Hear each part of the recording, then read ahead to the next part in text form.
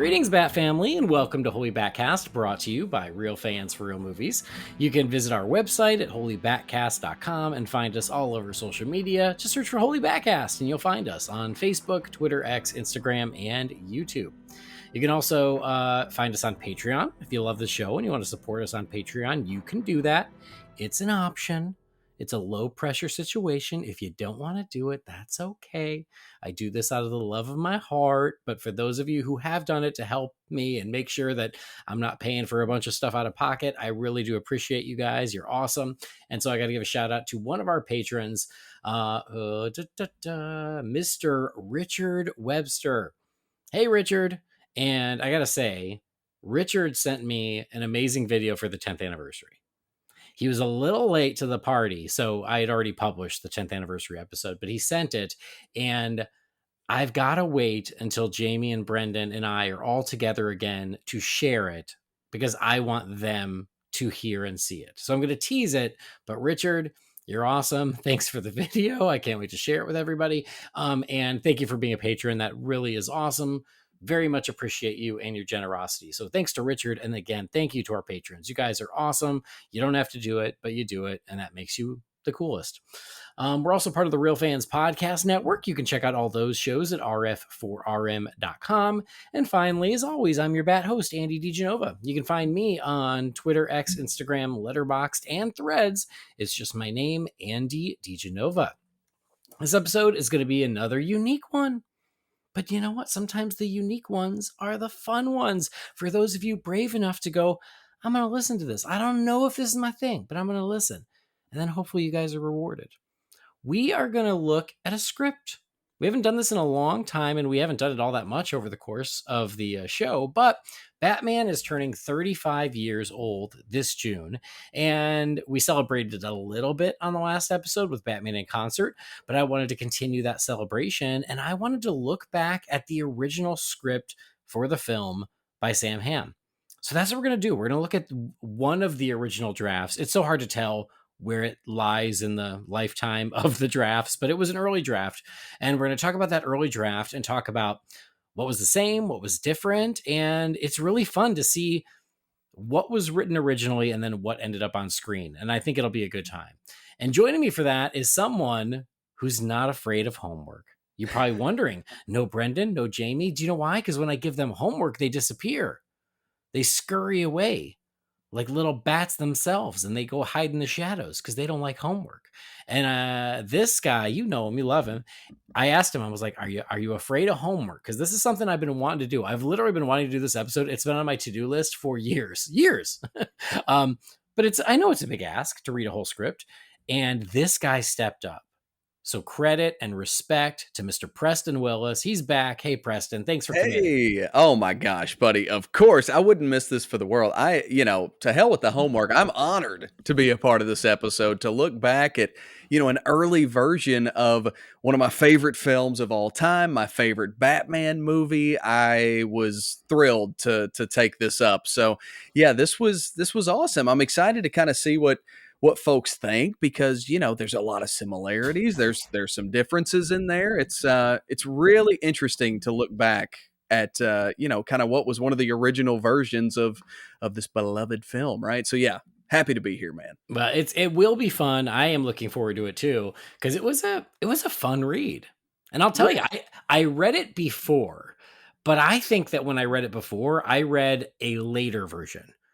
I think the version you and I read is even earlier than the one I had read previously, but we'll get into all that. We're going to talk about all those details in just a second.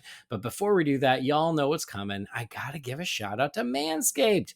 They're our friends. They're supportive. They're super cool. And they provide great grooming products for all the men out there, or the men in your life. If you're not a man, but you got a man in your life who needs a little help with their grooming, Manscaped has you covered. It is spring. As we're recording this, I believe it's the first day of spring, and that means spring cleaning. So this episode is brought to you by the spring cleaning champions, Manscaped. They want to make sure you groom your carpets and the drapes, and they're going to help you out, the leaders in below the waist grooming. So clear out that winter bush with Manscaped's Lawnmower 5.0 and watch your confidence bloom like springtime flowers. Embrace the season and join the 10 million men worldwide who trust Manscaped with our special offer. Just go to manscaped.com, use the promo code BATSCAPED for 20% off and free shipping. And again, they have a wide array of wonderful products that are going to help you with your grooming game, whether it be the Lawnmower 5.0 trimmer. If you're in the market for a trimmer, it's the best one you can buy. And they don't tell me to say that. I'm telling you, I've tried many trimmers over the years. It's the best one you can buy. So if you need a trimmer, do that. The Handyman Face Shaver. I love it. I use it. It allows me to skip the razor and the shaving cream a couple days because I just use the Handyman. It's awesome. The deodorant is great. The body wash, the shampoo is great. The little scrubber that you use with the body wash is great because it's not like a loofah that comes all undone like a piece of cotton candy and becomes a mess. It's like this great little exfoliating rubber scrubber, and it's awesome. So anyway, it doesn't matter. All good stuff. Doesn't matter what you're in the market for. Go to Manscaped, take a look. If something looks good to you, if you're like, you know what, I could use that, treat yourself. You're worth it. You deserve it. Don't buy the cheap shit, guys. Because you know why? You get what you pay for. Manscaped stuff is high quality, and I've been so happy with it. I know Jamie has, I know Brendan has, and many other listeners of the show have reached out after they bought it. And they're like, you know what? I love it. I'm like, I'm glad because I wouldn't tell you to buy it if it wasn't good. It's good stuff. But if you're going to make that purchase, use that promo code BATSCAPED, get the 20% off, get the free shipping. If you don't buy anything right now, that's okay too. But yeah, go to manscaped.com, do a little window shopping and see if anything strikes your eye. But a big thank you to everybody who has made those purchases and who has used that promo code BATSCAPED because it really helps us out here on the show. We really do appreciate it. So again, go to manscaped.com, take advantage of some spring cleaning, not just in your home, but also on yourself. Buy yourself something nice and use that promo code BATSCAPED. Get 20% off and free shipping. We would appreciate it. So let's move on to the topic at hand, Mr. Preston. Shall we? We shall. So without further ado, we're going to turn back the clock way more than 35 years, even longer. And we're going to look at the original, and I'm using air quotes because I don't know how original it is, but original-ish. Yeah, original-ish. I like that. One of the original-ish scripts for Batman by Sam Hamm.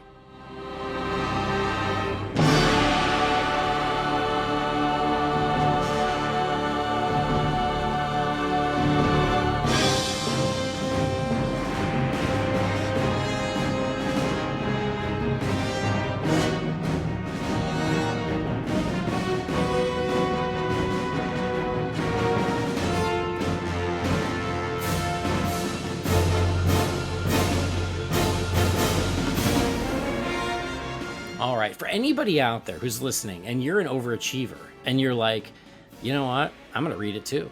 First of all, respect, just like with Preston. Mm-hmm. Second of all, if you want to find it, just type in Batman script Sam Hamm, and the first link that comes up is from dailyscript.com. And it'll take you right to the one that we're reviewing. So it says first draft. Yeah, it does. And we have a date, so that helps. So it says first draft. So I do believe it is the first draft. I'm going to believe them. First draft, October 20th, 1986. That's right. By Sam Hamm. So again, dailyscript.com, Batman, you'll find it. And that's the version we're reviewing. Again, years ago, I read another version and it was mostly the same as this, but there were enough differences that I think I read one of the rewrites. Kind of a punched up version. Yeah. Different things happening. It was definitely still by Sam Hamm because all the broad strokes were there. Yeah. But there were just small little differences. For example, I'll jump to one of the first differences because it's very early on. Oh, cool. One of the most famous scenes in the movie is, "Don't kill me. Don't kill me, man. Don't kill me. I'm not going to kill you. I want you to do me a favor. I want you to tell your friends about me." In this version, that's it. That's all he says. That's all Batman says is, "I want you to tell your friends about me." Yep. The end. The version I read years ago, he said, "I am the Knight." And then obviously in the final film, I'm Batman. Awesome. So there were multiple rewrites as you went, but in this one, the line ends with, "I want you to tell your friends about me." That's it. So we're reading the one from 1986, and it is interesting. And what's funny is I asked you to do this, Preston, and you again very graciously agreed. Of course. But as we were planning, you're like, it's pretty close. Yeah. Yeah, no, so much so that so I checked with you early on and I'm like, "Hey, I just want to double check that we're on the same page. We got the same script." And you of course were like, "Yeah, that's right." And I'm reading, I'm going along and I'm, half, 2/3 of the way through and I'm like, "Man, yes, there are some differences, but I was so surprised with how true it was to the actual film that we got."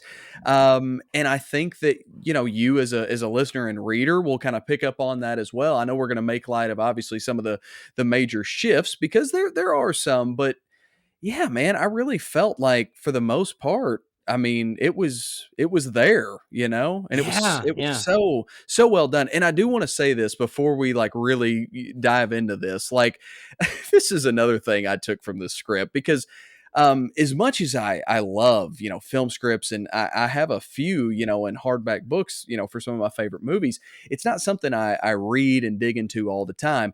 And, I remember growing up and even now, you get a fun idea as a creative person. You're like, oh my God, I can totally write a script. I could make a movie script. And then you read something like this, you're like, maybe I couldn't do that. Like, you read something this impressive because I was really impressed with what Sam Hamm did and the story that he created with this. So yeah, I just wanted to make note of that because I thought it was really well done. I agree with you. I think it's really well thought out, and we'll talk about some of those story points, some that were preserved and some that were lost along the way, Yeah. because there are little story points here and there where you're like, like what now can often get pointed out as flaws in the film. It's like, oh no, actually it was in the original script. Yeah, It just got lost along the way, that's right. which I think is really interesting. There are some things I'm glad got changed, which we will also talk Mhm. about. But yeah, it's a very fun read. I really enjoyed it, and I think I wanted to frame it up because a few years ago, and God, probably now it's probably like 7 years ago. So, but years ago, however many, I'm not sure. Me and Jamie reviewed the script by Sam Hamm for Batman 2. Yeah, I remember that well. Yeah. And honestly, that was another episode I'm really proud of because it wasn't easy, but it was a lot of fun and people really seemed to enjoy it because they're like, you know what?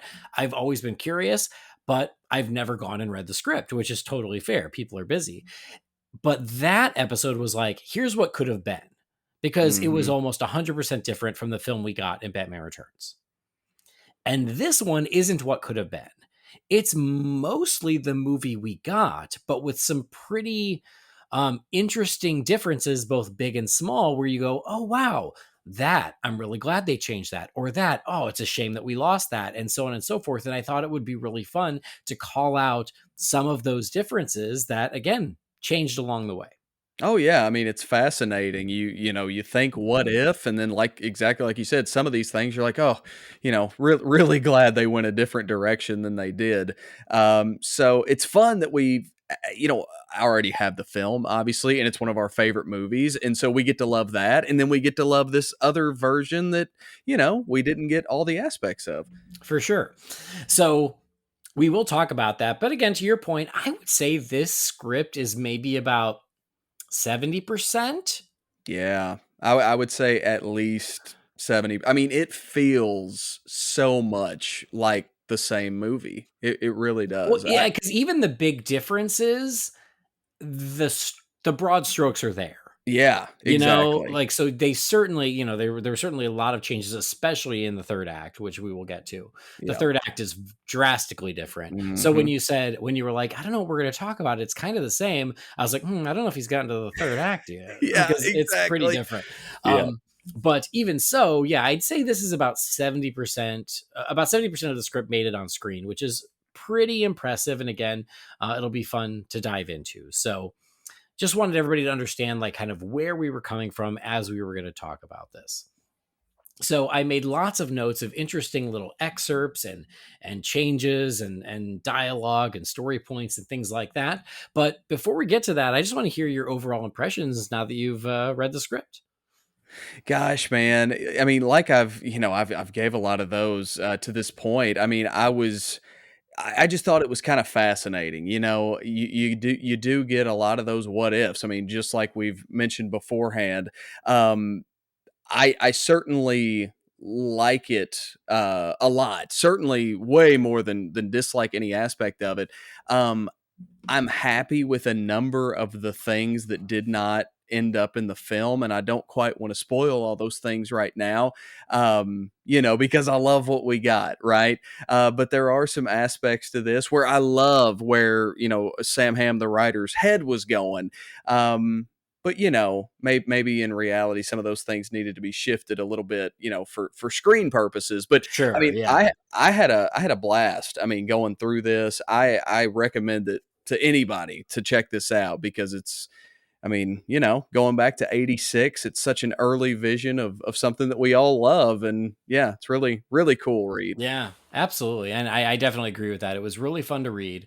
It's really fun to see the differences. And there were parts where, because we know the movie so darn well, I'm picturing the movie in my head as I'm reading. Yeah. And then I realize what I'm reading doesn't match up with the movie in my head. And I'm like, oh, wait, this part's different. I need to picture, I need to use my imagination to picture something Hmm. else, because this is not what ended up in the movie. So it was really interesting as we went. So, one of the very first things that I put down here is one that we talked about relatively recently, and that was the deleted scene from Batman's very first introduction. Yeah. And so that was, on the rooftop. So here's the excerpt. And this is something that we talked about with Carl Newman, because they actually shot this and then they didn't end up using it. But it says, stone gargoyles gaze down from their shadowy, windswept perches, keeping monstrous watch over the distant streets below, sightless guardians of the Gotham night. One of them is moving. And so I love that as Batman's introduction. And again, we've now seen a still of that having been shot, and Carl was very disappointed it didn't end up in the film. But it was the very first thing as I started reading. I was like, oh yeah, there it is, right there on the page. Man, and I'm not gonna make a trend out of this through the episode, so don't worry about that. But I do want to just continue reading where you picked up because it basically shows that we're at the exterior Gotham Square. It's night, and I just love this next small paragraph here where it says the pulsing heart of downtown Gotham, a neon nightmare of big city corruption, almost surreal in its oppressiveness, and it continues on. It actually says hookers wave to drug dealers, street hustlers slap high fives. That feels so accurate to what we got in the opening scene of the actual film because we do start off with that with the parents and the son. And I know you guys have brought this up, but I remember watching the film as a kid thinking, oh well, that's Bruce, obviously, Yeah, leaving yeah. the theater. So I thought it was really fun that we started there. But I just love just the setting, or just the whole setup of the city of Gotham that it does. And then, as you were indicating, love that line where it says one of them is moving, referring to these guardians and the gargoyles and stuff. I think that's great. Well, and in the script, I thought it was interesting. It makes it sets up the cathedral very early on in the script, like Mm, in the very first introductory establishing shot of that's Gotham. right. They want you to know about that cathedral. And in the movie, I don't feel like that's the case. I'm like, No. I think it's in the wide shot, but the wide shot, it's, there's so much, you're Yeah. not like, you're like, oh, cathedral. So in the end of the movie, it doesn't feel like it comes out of nowhere, but you're like, oh, big cathedral. Whereas in Yeah. the script, it's very interesting because it was kind of baked in from the beginning. That's a very good point, actually, because yeah, I mean it absolutely does. It's right there, kind of in one of the big establishing shots. For sure, for sure. So, yeah, I already talked about like the first Batman introduction. All of that is pretty darn similar, but I did think it was interesting to tell all your friends, and that was all Batman said. Hmm. But it does call out multiple times in the script that Batman has mirrored lenses over his eyes, That's and that's right. and I thought that was just another interesting little touch, because obviously writing the script, you have no idea what the costume design is going to be. Oh my God, yeah, that's You have true. no idea what the Batmobile is going to look like. You don't know anything of what this looks like. It's just what's in your head. So he's writing Batman and he's like, well, you usually can't see Batman's eyes, so I'm going to write it in that he has mirrored lenses. And I just thought it was interesting that that was part of the script. That's funny. Yeah, you almost want Sam Hamm to like sit down with an artist and describe what he was seeing in his head. I think that would be really cool. Yeah, absolutely. So anyway, I wanted to call that out. So um, it went from tell your friends, tell all your friends, then it went to I am the knight, and then finally to I'm Batman. And I think I'm Batman was like a Tim Burton last minute thing. Oh, thank God. Don't quote me on it, but I do believe, because even in every other script I read, and I think even in the comic adaptation, it says I am the knight. That's fun, So man. like that means that was the script Yeah, until the very last minute. true. And then yeah, I think that was a Tim Burton shift, and brilliant, because now it's like one of the most iconic pieces Oh, man. of movie dialogue in history. So iconic that every other Batman movie essentially has to either say it or its own version of it. Exactly. I mean, listen to the intro of this show. Good point. So anyway, another moment, and it's a moment in the movie that is there, but it's a moment that is so subtle, I don't think anyone ever notices. Or let's say most people don't notice. If you're one of those people and you're like, well, I noticed, then that means you're awesome. You get bonus points. But the only reason I noticed as a kid is because, again, it was in the novelization and it was here. And that was at the big dinner with, celebrating Harvey Dent's election. Yep. How there's the big party. And so here's the excerpt. It says, waiters move among the tables, deftly refilling water glasses. As they do, we see an empty place setting, the only one in the hall. Some well-meaning moneybags has laid out $50,000 and then neglected to show up. The engraved placard reads Bruce Wayne. Yeah, I love that. Yeah, this is one of the things you really get context to within the script, right? Because like you said, you don't really see this in the film. In the And film, it's there, but there's no close-up. So yeah, it's so quick. Yes. there's an empty seat next to Commissioner Gordon. They don't call attention to the nameplate that says Bruce Wayne. All you see is an empty seat, and you see so many other people, you're not really paying Yeah. attention.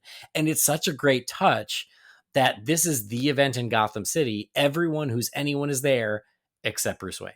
And it's one of those things. This is an example of something I really would have liked to see. And the thing that kind of hurts about it is like, man, it's like one shot. You know what I'm Yeah, saying? Just yeah, to show that one empty seat with the nameplate, just a little bit of a close up, and you're good, right? right.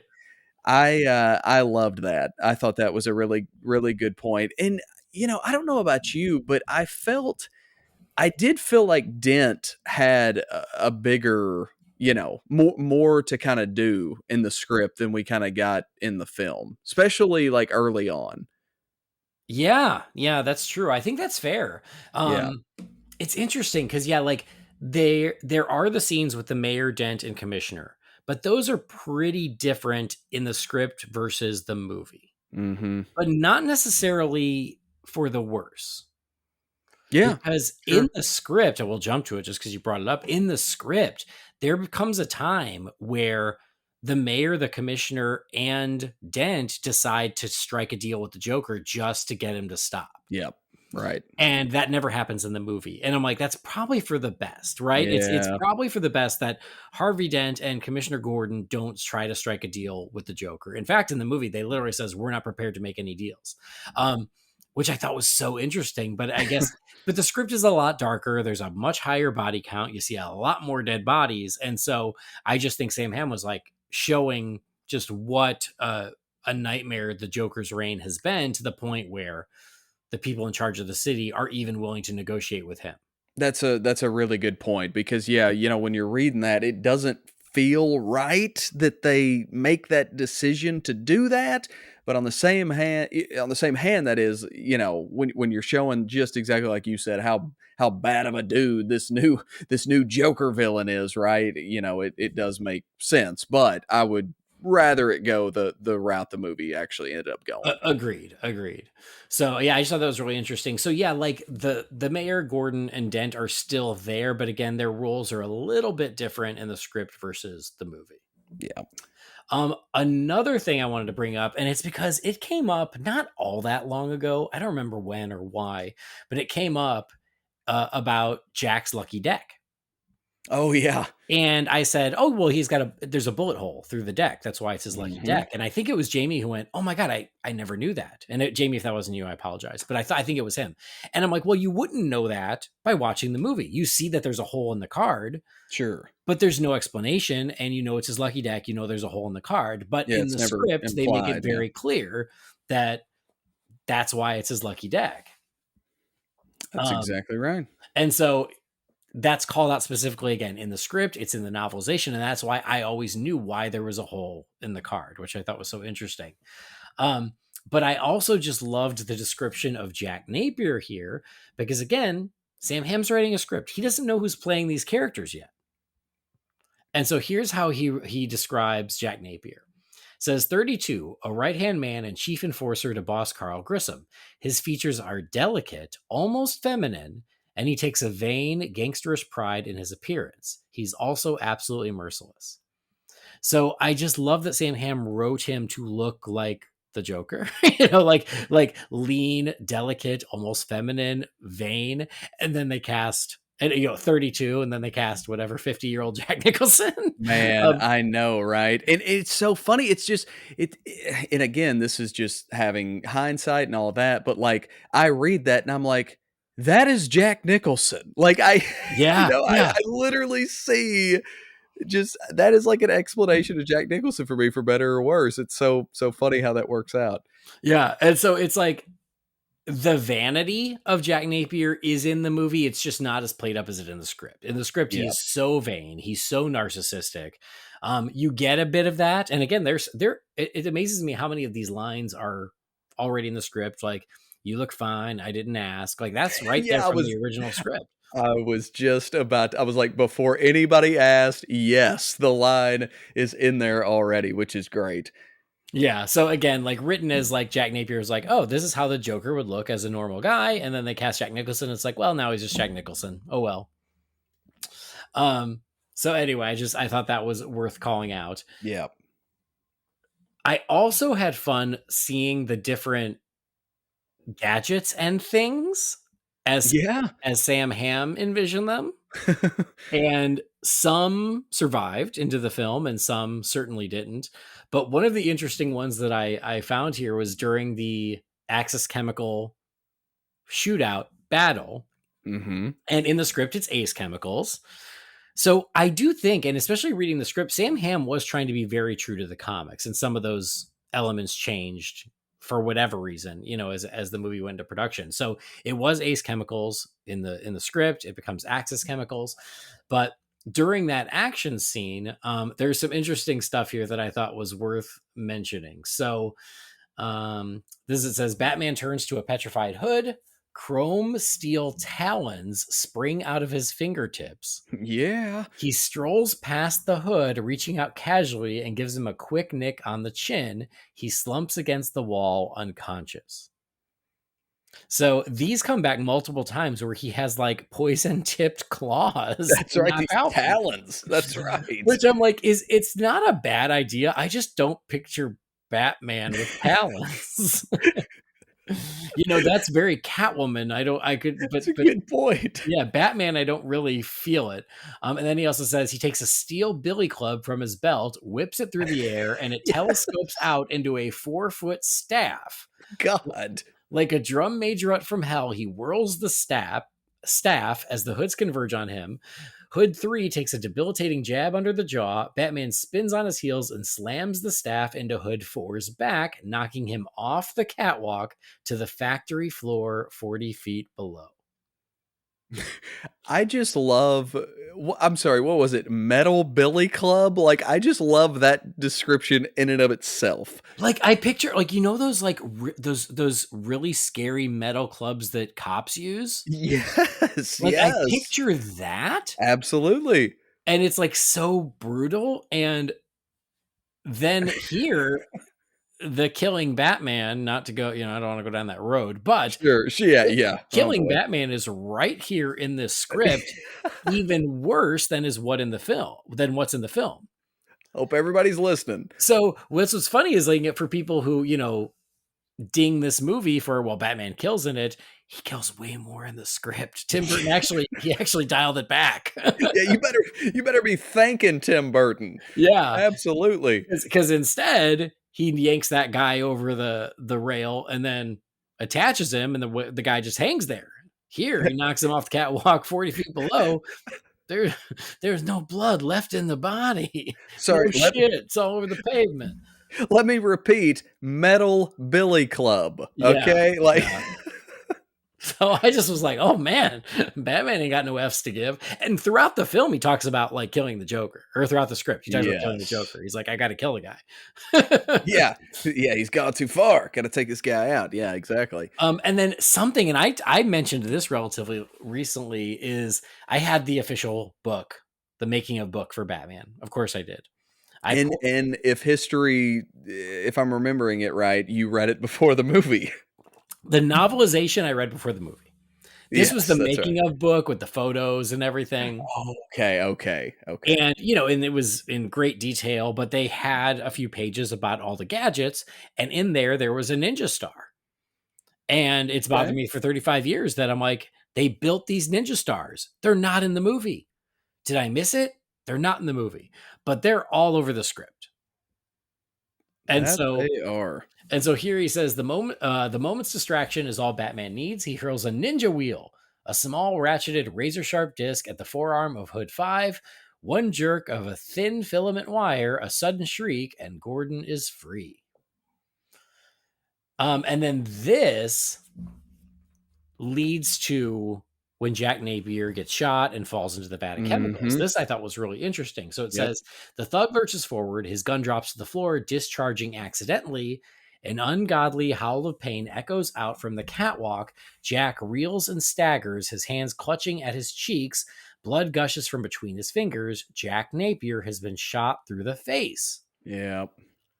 And so another cop shoots Jack in the arm, and this causes him to teeter over the edge of the catwalk and into the toxic waste, screaming all the way. So this is a pretty different thing where it was more the cops that first shot Jack through the face and then shot him again in the arm and caused him to fall into the chemicals. Batman was barely involved. Yeah, exactly. And so it makes sense where if you really want this thing where Joker blames Batman and Batman feels responsible, it's like he has to be more actively involved in this event instead of just being a bystander. And I'll also say, like, and again, we've hinted at this as we continue to, we'll do so. Uh, I don't know. It may not to you, but to me, like, it seemed a little more just violent and harsher in the script than we end up getting in the movie as far as his, quote unquote demise there. Yeah, yeah, I yeah. know he still takes a like a ricochet bullet, in the movie, if I'm not mistaken. And, obviously Batman's much more involved than on the page, as we Well, just and said. in the movie, it's his own bullet. Yes, He yes. he shoots at Batman. That's right. Yeah, Batman merely deflects it. Yeah, deflects it, and it that's it. ricochets back. That's So right. it's his own doing. Then that's what shoots him through the cheek, Mhm. which is there, but it's like they don't graphically show exactly that that's what happened. You just have to Yep. imply he got shot in the face, which is why, of course, he ends up with the smile later. And then when he falls over, Batman actually tries to save him, and that's not in the original script. Yep. Batman's not there. Yeah, this one just felt like he was, taking a bunch of bullets and just, Right, falling right, off into this vat of exactly. acid. And so that's why towards the end of the script where Joker's like, "You made me," and Batman's like, "Oh my god, I made him." You're like, "Wow, in this script, not Mhm. really," you know? Yep. So Yeah, for that's a sure. smart note, that I think came later of like, well, if that's what's going to happen, if there's that little bit of dynamic between them, you gotta make Batman more involved. Absolutely. Yes.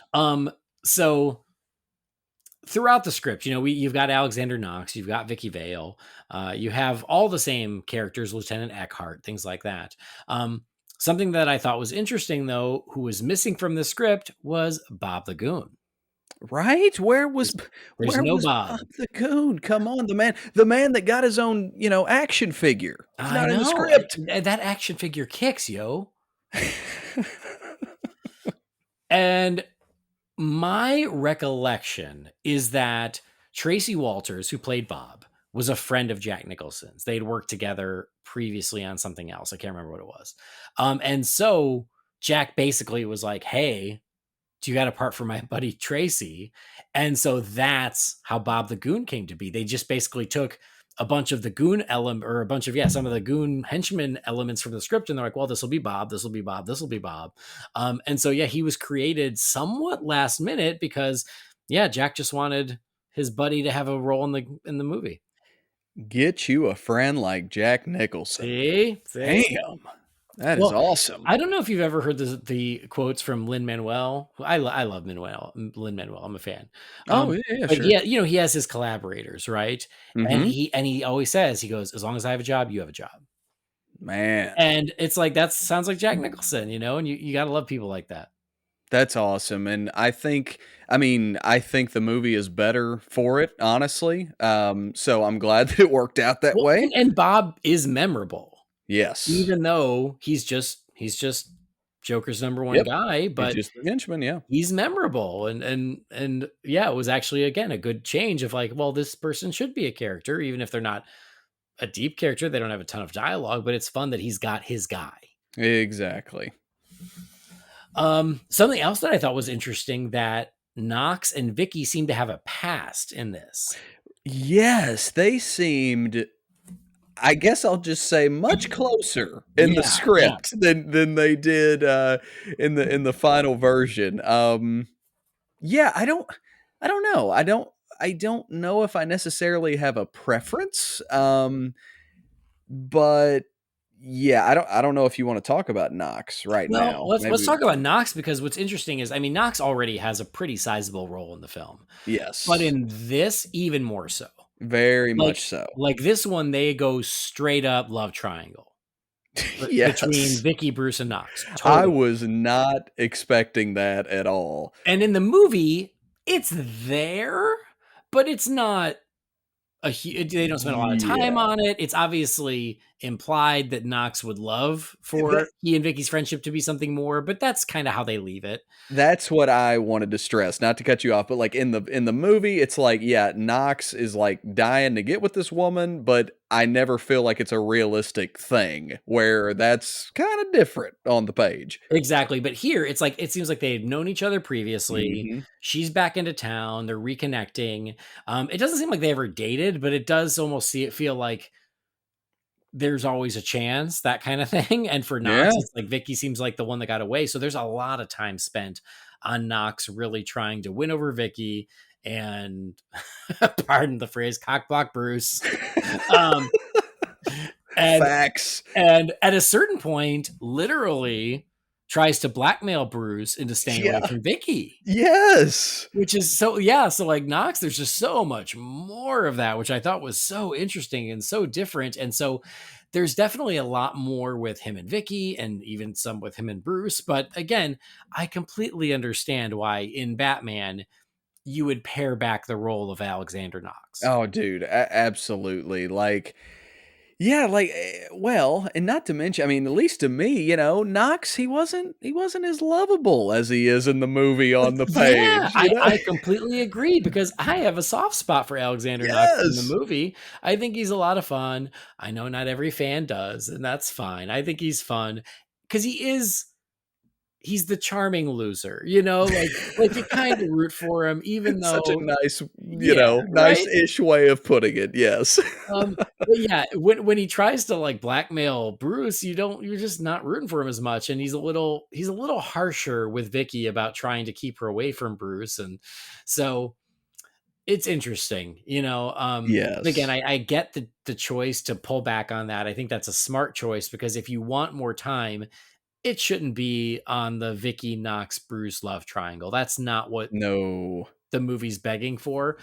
But that does lead me to something else that is really interesting, is there's a whole subplot in this script that is not in the movie at all, of Knox and Vicky figuring out that Bruce is Batman surprisingly early. I was really shocked at that. I was like, where did this come from? And like you said, how early it happens throughout the course of the script. You're like, okay. Yeah. Yeah. That was surprisingly early. And maybe it's the whole, well, if Lois Lane's really the smartest reporter, how could she not figure out that Mhm. Superman and Clark are the same person? That's And right. this is kind of the same where Knox is the one who figures out first, and he's like, Yep. he ditches his own party, and an hour later, Batman shows up at Ace Chemicals. What? Yes. Someone's got to be buying this stuff. Who can afford it? Bruce Wayne. He's the one who figures it out first. And at first, Vicky kind of denies it, and then eventually, after their big post museum action sequence, and then goes Mhm. back to the Batcave, she starts realizing, oh wait, I do think this is Bruce. So that happens early on, and so it from the middle of the script, it's just sort of that everybody knows, and that's what Knox tries to use against Bruce to be like, hey, I could write the world's biggest story in the world right now about you, Yep. but I won't if you'll leave Vicky alone. And so yeah, I was Mm. like, wow, it was interesting. And I think it was smart that the movie is like didn't spend a lot of time on them figuring out who Batman was. Very, very smart. I mean, I'm really glad we avoided that. I just think it is much better for it. I think, we've already discussed the whole love triangle thing, but I think putting that to the side was a very good idea. And, you watch the movie and we've got enough going on. You know what I'm saying? And we want to focus on what's at hand, not all this other side relationship drama stuff. Like, yeah, so very, very happy that that was kind of cleaned up and more streamlined. Yeah, absolutely agreed. Um, one of the Hmm. Nitpicks about the movie, and I've made jokes about it myself. So is Catherine. We were just joking about it when we talked about Batman in concert. Is the fact that Bruce and Vicky go on one date, and all of a sudden it's like, "Are we going to try to love each other?" Yeah, And Bruce they're is in like, love. "Yeah, I've got to tell her my secret." And after one date. And what's interesting is in the script, that's not really the way it goes. Yeah. Like, first of all, the date is much more involved. They go out on a yacht, they go to the opera. What's interesting, what was missing from here is the horse riding of That's right. Bruce and Vicky. Yep. So again, I believe that was in the other version of script I read before, is they also go horse riding on their date. That was in the shooting script because that's why Sean Young Exactly. was practicing horse riding and fell off the horse and lost the role of Vicky Vale. Mhm. And what's crazy is here the date is the yacht, the opera, and then back to Wayne Manor. But then Vicky makes a joke about staying off the horse, even though they never go horseback riding. And how pissed would you be if you were her, the original Vicky? I That know, it, I it know. doesn't even end up in the freaking movie. It's not in the movie, and for some reason, it's not in the script. But again, I think it was added later on, which I think is so interesting, especially because you've got to show that Bruce can ride a horse Yeah. because of another deleted sequence that we will get to later. But because that sequence got deleted, maybe they're like, well, then we don't need him riding a horse earlier in the movie. It doesn't matter anymore. Yep. Exactly. So, but what's interesting is, again, the date was a much more involved thing. The date was longer. There was a lot more dialogue between Bruce and Vicky talking about like serious, deep Yeah. stuff. Exactly. That I thought was really interesting. And I actually pulled one of those excerpts here, if I could find it. So this is when they're on the yacht. No, I thought I pulled the bigger excerpt. I guess I didn't. Oh, okay. But I thought I pulled more because they talked about, just like the state of the world and darkness. And again, it goes much deeper than what happens in the date in the movie.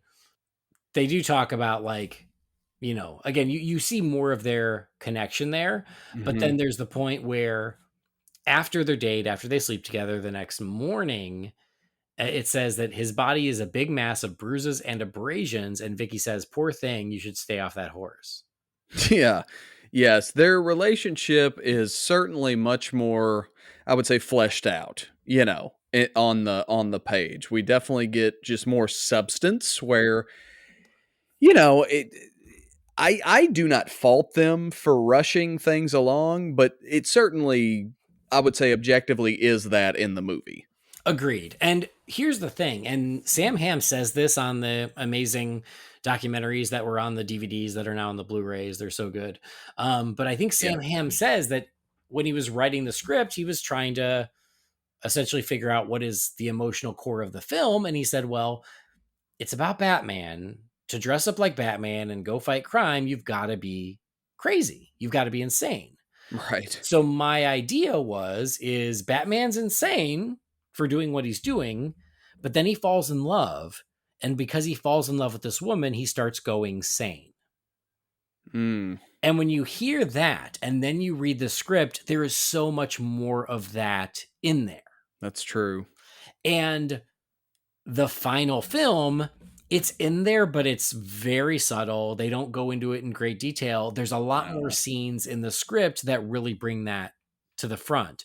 And so that was something I think when I heard that interview, I was like, oh, because even then I'd never really thought of it in those terms. I was Sure. like, yeah, that does make sense. And when you watch the movie with that in mind, you go, yeah, that makes sense. But in the script, you wouldn't have to have someone explain it to you. It's there. So the script also spends so much more time on the Bruce and Vicky relationship.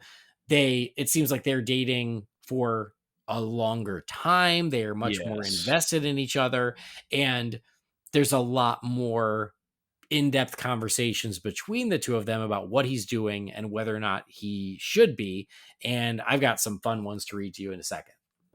Well, and I tell you what, since we're on, specifically the part you just mentioned about, his body being beat up, poor thing, you should stay off the horse. Something that comes directly before that we did not get in the movie that is kind of funny to think about is a singing Bruce Wayne. What'd you think about that? Singing in the Oh, it shower. was weird. It was very That weird. was and it was so specific. He even had the lyrics of the song that he was singing and everything. That was strange. Yeah, agreed. I'm glad that was cut. Yes. And again, I think the intent was, wow, Bruce already feels comfortable around this woman. He feels Yes. happy. He feels like himself. And so he's doing something that he wouldn't normally do, which is sing in the shower. That's I right. think that's the point of the scene, which actually I is kind of smart. But Yeah. yes, Yeah. I have a really hard time picturing it in the movie. No, it would not fit in at all. No. Yeah, so I thought that was interesting. This is also something that again, it is in the movie, but it's in the movie a little more subtly that's here. But I love this, and this is when Knox is starting to look into Bruce Wayne because he's Yeah. jealous, and there's the moment in the movie where Vicky goes, you know what? There's no info on this guy. There's no pictures, no nothing. Who is this guy? And Knox is like, who cares? But here, Knox is the one who's digging in, and it's really interesting. So he gets the file on Bruce Wayne, and there are back issues of the newspaper, and it says Wayne Foundation to fund low-cost housing. Millionaire heads to charity drive for Gotham handicapped. Hurricane victims say thank you to Bruce Wayne. And so it says Knox's face sags in dismay. Every article seems to be telling us just how swell of a rich philanthropist can be. But then he notices something odd. In the whole file, there are no pictures of Bruce Wayne, with two partial exceptions. One is a group shot, Bruce in the middle, waving at the camera and blocking a view of his face. The other is an ancient picture of collegiate Bruce, stern-faced, hair down to his collar, and the caption reads Bruce Wayne in 1973. And so Knox says, why don't you like your picture taken? Yep. And I love this because, again, That is cool. it's kind of in the movie, but there's not a lot of attention given to it. I love the idea that Bruce intentionally does not want people to know what he looks like. Because again, I've heard fans say that of like, what, is Bruce a recluse in this version? Like, that's not Bruce Wayne. But I love the idea of he just doesn't want his picture taken Yeah. because of what he's doing. And I love that Mhm. it's right here. It's built right in that the Wayne Foundation is out there giving money away like there's no tomorrow to all these charities trying to make Gotham and the world a better place. I love that too. I really do wish we could have seen more of that. And honestly, I really like, the Knox kind of investigative look into Yeah. all this. Even though I will say I stick to my guns and saying I really don't want him figuring out, who's who and all that. I do like the investigative nature of it, and I think that would have made a really cool moment in the movie. Yeah, absolutely. So I love that was right there in there. I thought that was really interesting. There's the moment where Joker the Joker emerges, he kills Grissom, all that's the same. He Yep. has the meeting with all the crime lords. But after he has the conversation with the corpse, which is one of the best scenes in the movie, and it's right here in the script. I love it. I love that after this, where he's like, Grissom now? All right. The line "I'm glad you're dead" is not in the script, so I don't know if that was a Jack Nicholson ad or if that came from someone else later on, but that's just another great line. But Yes. following that, where he's like, "Okay, grease him now," there's like a montage of these other crime lords getting killed around Gotham, and I thought that was very cool. It literally says, screw it, let's grease him. Yes, you're exactly right. I think that could have been a very cool kind of transitional intercut scene because we do get these different scenarios of, yeah, people being taken out. Yeah. Yeah, and it's really cool. And unlike the film, so at some point between this script and the film, they decided to make what happened to Bruce a mystery, which I think is honestly a very cool approach, especially back in 1989 when everyone and their mother didn't know why Batman was Batman. Yeah. Right. Um, I love that, again, when you put yourself in the mind frame of 1989, where Vicky follows Bruce and sees him leaving roses and is like, what is he up to? And they really save that reveal for later. I think that's Hmm. very cool. Now we've seen it 100 times. Everybody knows it's fine. But that in the movie leads to the press conference with the gangster and then the Joker and the mimes, right? Here, Vicky and Bruce are already together. They're on another date. They're spending the day Yep. together. The festival is starting. Like they're out in the park. They're in Gotham Park, and there's just another murder of one of these crime lords that they just happen to be witness to, where it's like it's almost a massacre of all these mimes just going nuts around the park and the plaza, Right. and Bruce wanting to help, but realizing he can't help as Bruce. I thought that was really interesting is that he and Vicky were already there together. And so she witnessed him have a bit of a breakdown because he couldn't do anything about it. Yeah, I actually really like that. That could have been interesting to to have seen play out in the final version. I mean, like we've said, I mean this it really is a darker version, and clearly with this scene in and of itself, it's very much that. Yeah. But this is where, he wants to help, but there's nowhere to go and he can't change. And then he ends up sort of becoming almost comatose. And again, there's an Yeah. element of that in the movie where he sees what's happening, but it's more about him recognizing Jack than it is about feeling helpless in the Right. situation, His right? own kind of personal stuff. Yeah. Yeah.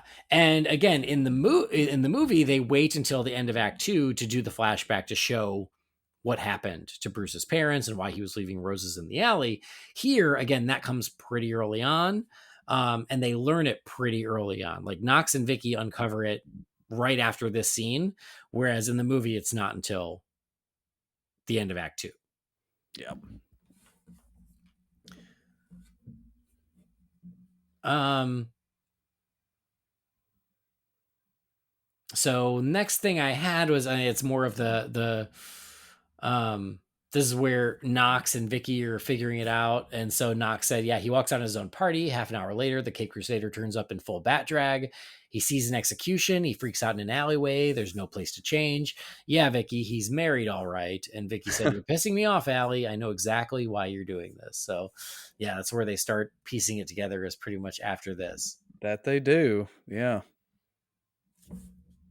Um, there's also, let me, like, Vicky witnesses the supermodels die of Smilex. She's Right. actually present for it as opposed to in the movie where we just hear about it from the news. So that was an interesting choice.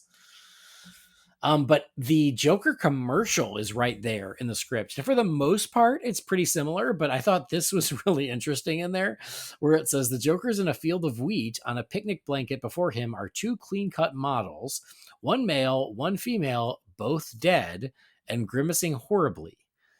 Joker says, and the world smiles with you, irresistible, oh so kissable. He grabs the dead models by the hair. Ooh.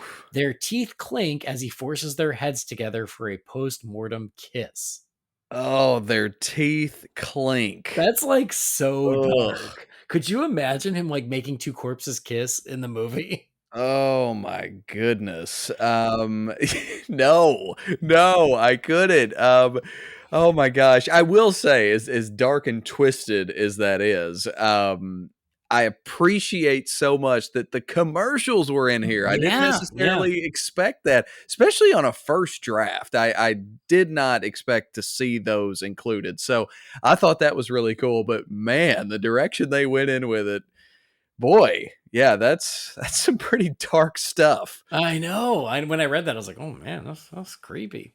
Um, Speaking of plot holes, here's one where they actually fixed it later. The movie fixed it because it wasn't in the script. Is there's of course the big Flugelheim Museum sequence, which is the centerpiece of the film. Oh yeah.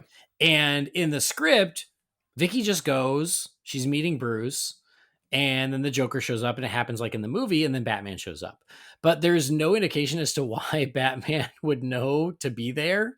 Yeah, None, true. none at all. And so I thought it was smart in the movie. You've got the scene where she calls ahead, she calls Alfred, and she's like, "Yeah, just tell Bruce I'll be late." And Bruce goes, "Wait, I'm not meeting her today. We don't have a date." And so that was, I think, a smart little addition because here, yeah, he just Yes. magically shows up when he's needed. Such a easy little just fix and makes it, come to perfect sense. Right. Um, Something I remember again. This was also in the novelization, but in the movie, it's something different. Is when they're ruining all the paintings. Uh, he looks at the famous painting, The Scream, and Yeah, that's the one he says, "I kind of like this one. that's Read it." right. But in the movie, it's a different one. I don't know if they just Yeah. couldn't get the permission to use The Scream, or maybe they thought it was too cliche. But I always thought that was interesting. Yep, they're like, "No rights for you. Thank Mm, you." yeah. I also like in their conversation between Vicky and the Joker, um, Vicky is far stronger in the script of like just being like, "You're psychotic. You're gonna go to whatever." She's like, I hope you fry for this and stuff like that. But Yeah. she says something about his makeup or his face, and he realizes that, oh, she thinks this is my real face. And so he like wants her to throw the water on him so he can Yeah. show off his face. Yes. And in the real, in the movie, she just throws it as a defense to try and get away. I just Right. thought it was interesting that he like pours the water, puts it in front of her, and starts yelling at her until she throws the water on him. I thought that Yeah. was just such a funny and weird scene.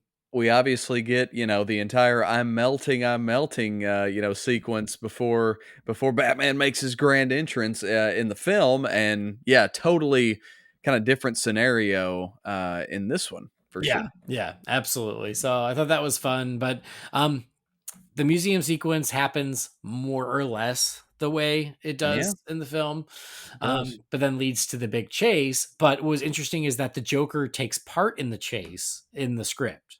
Yeah, I thought that was cool.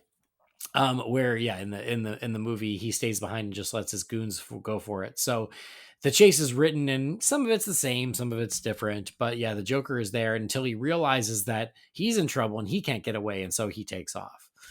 Um, the alley fight was definitely punched up after the script. In Yes, the I script, it's that's safe to pretty say. straightforward. And so like they didn't have the moment with the guy with the swords or with Bob or anything. So that got, I think, kicked up a bit. But in the script, they succeed at taking his cowl off. And Mhm. so most of the fight, he is without the cowl. Yeah, which is weird to think about. Yeah. And again, I think they did the right thing in the way it's done in the film, but I just thought that was interesting. But it definitely also explains why that film is way more valuable in the script than it might be in the movie. Pardon me for the comparison, but, when I think about Batman in a scene like that, I think of Michael Myers. Like, that's where my head goes, and I'm just like, "Dude, keep the mask on. We Yeah, don't need yeah, that." exactly. You got to. Yes, absolutely. I did want to make note of this because this is like a part of kind of the beginning, at least, of the big car chase outside of the museum. You were talking about, kind of the use of gadgets in this movie, and I thought this was fun. This description of the Batmobile, because I mean, this is when we're first seeing it in the script. It says the Batmobile is sleek, futuristic, and well, indescribable. and it says, "Imagine your own." Yeah, yeah. Vicky climbs into the passenger seat and is immediately dazzled by a stunning array of electronic gadgetry. So that is so fascinating to me because, again, as you've said, this is before any production design, this is before any costuming is done. So, like, like he says, imagine your own. I think that is so cool. Yeah, I'm glad you brought that up because I brought the same, or I thought the same. I was like, oh, how funny. Where he's like, yeah, imagine your own. We'll figure it out how it goes. Going back to the alley fight, I forgot about this. I pulled this too. Listen to this. They turn their attention to Bruce. A gloved hand snakes out with lightning speed, grabbing Goon 1 by the coattail and pulling him directly into the line of fire. Goon 2 has pulled the trigger twice before he knows what's happened. In one fluid motion, Bruce heaves Goon 1's lifeless body through the air, knocking Goon 2 backward over a garbage can. Goon 2 falls and cracks his head on the nearest wall. Oof. So there you go. There you go. Using Human Shield, Operation Human Shield. Hey, he didn't kill anybody, right? He didn't. Right? He didn't. He just hid behind him. So you're right. But again, there's just way more corpses in general in this movie. More dead. The body count was higher, no doubt about that. So another interesting little thing that I picked up on is that in this Batman, well, first of all, the Batmobile shields, they're right there from the very beginning, which I think is fun. That's right. But Batman actually uses a capsule, like a gas capsule, to knock out Vicky before they drive to the Batcave. Oh, yeah, that's right. I'd actually forgotten about that. Yeah. Which, again, kind of, sort of helps cover up, I don't want to call it a plot hole, but whereas because she's conscious for the drive in Batman, and this is something I've never heard anyone bring up, you could say, like, well, if she's paying attention to where they're going, she might figure out they're headed towards Wayne Manor. In theory, if she's doing the kidnap victims, okay, we made a left here, turn right, went a mile and a half. No one's ever mentioned it, and I get why the movie's like, it's fine. It's fine. But I do think that Sam Hamm was thinking that of like, well, she can't see where they drive to because then she'll know. And so I thought it was an interesting solution of like, no, Batman knocks her out before they even get in the car. And then she wakes up at the Batcave. And then they give her a little bit of agency on the way back where they're about to leave the Batcave and he hands her the capsule. He's like, you want to do this one yourself? And she does.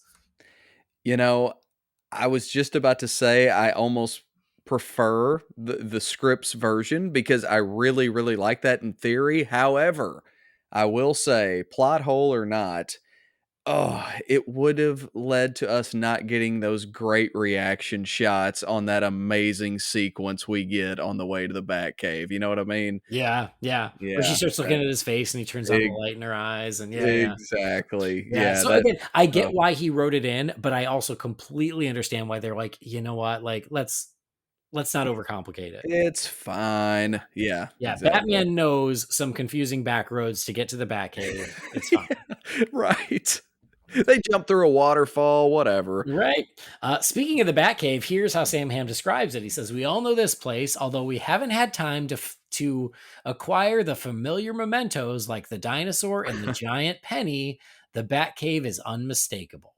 Vast banks of blinking computers, a state-of-the-art crime lab, a fully equipped workshop for hammering out new toys. It's the biggest and best secret clubhouse a boy could wish for.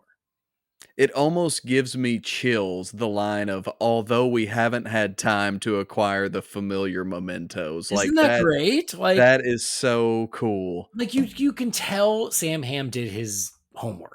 Yes. Especially with something like that, where he's like, listen, they're not there yet. This is early in Batman's career. And I mean, in my opinion, like, not only did he do his homework, like, this just reads like he's a fan. It reads like he is super passionate. He knows what he's talking about. And I love that.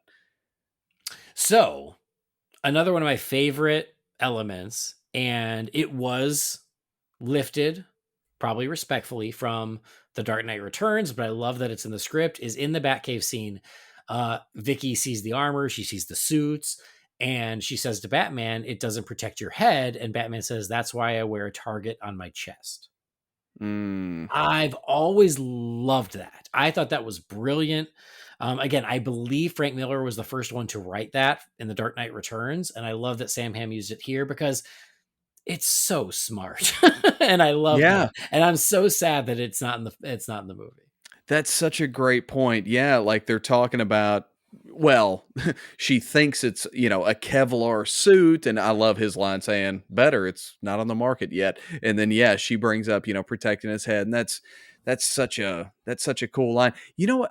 That would have been like a killer trailer line, Yeah. for sure. So yeah, I would have loved to have seen that myself. Yeah, I think that's so smart. And then another thing, I think it was I never thought about it in 100 years because I always understood why. The first time I ever heard anyone complain about this was Kevin Smith, of all people, where I remember him complaining that after Batman grabs Vicky from the museum, Mhm. he runs away.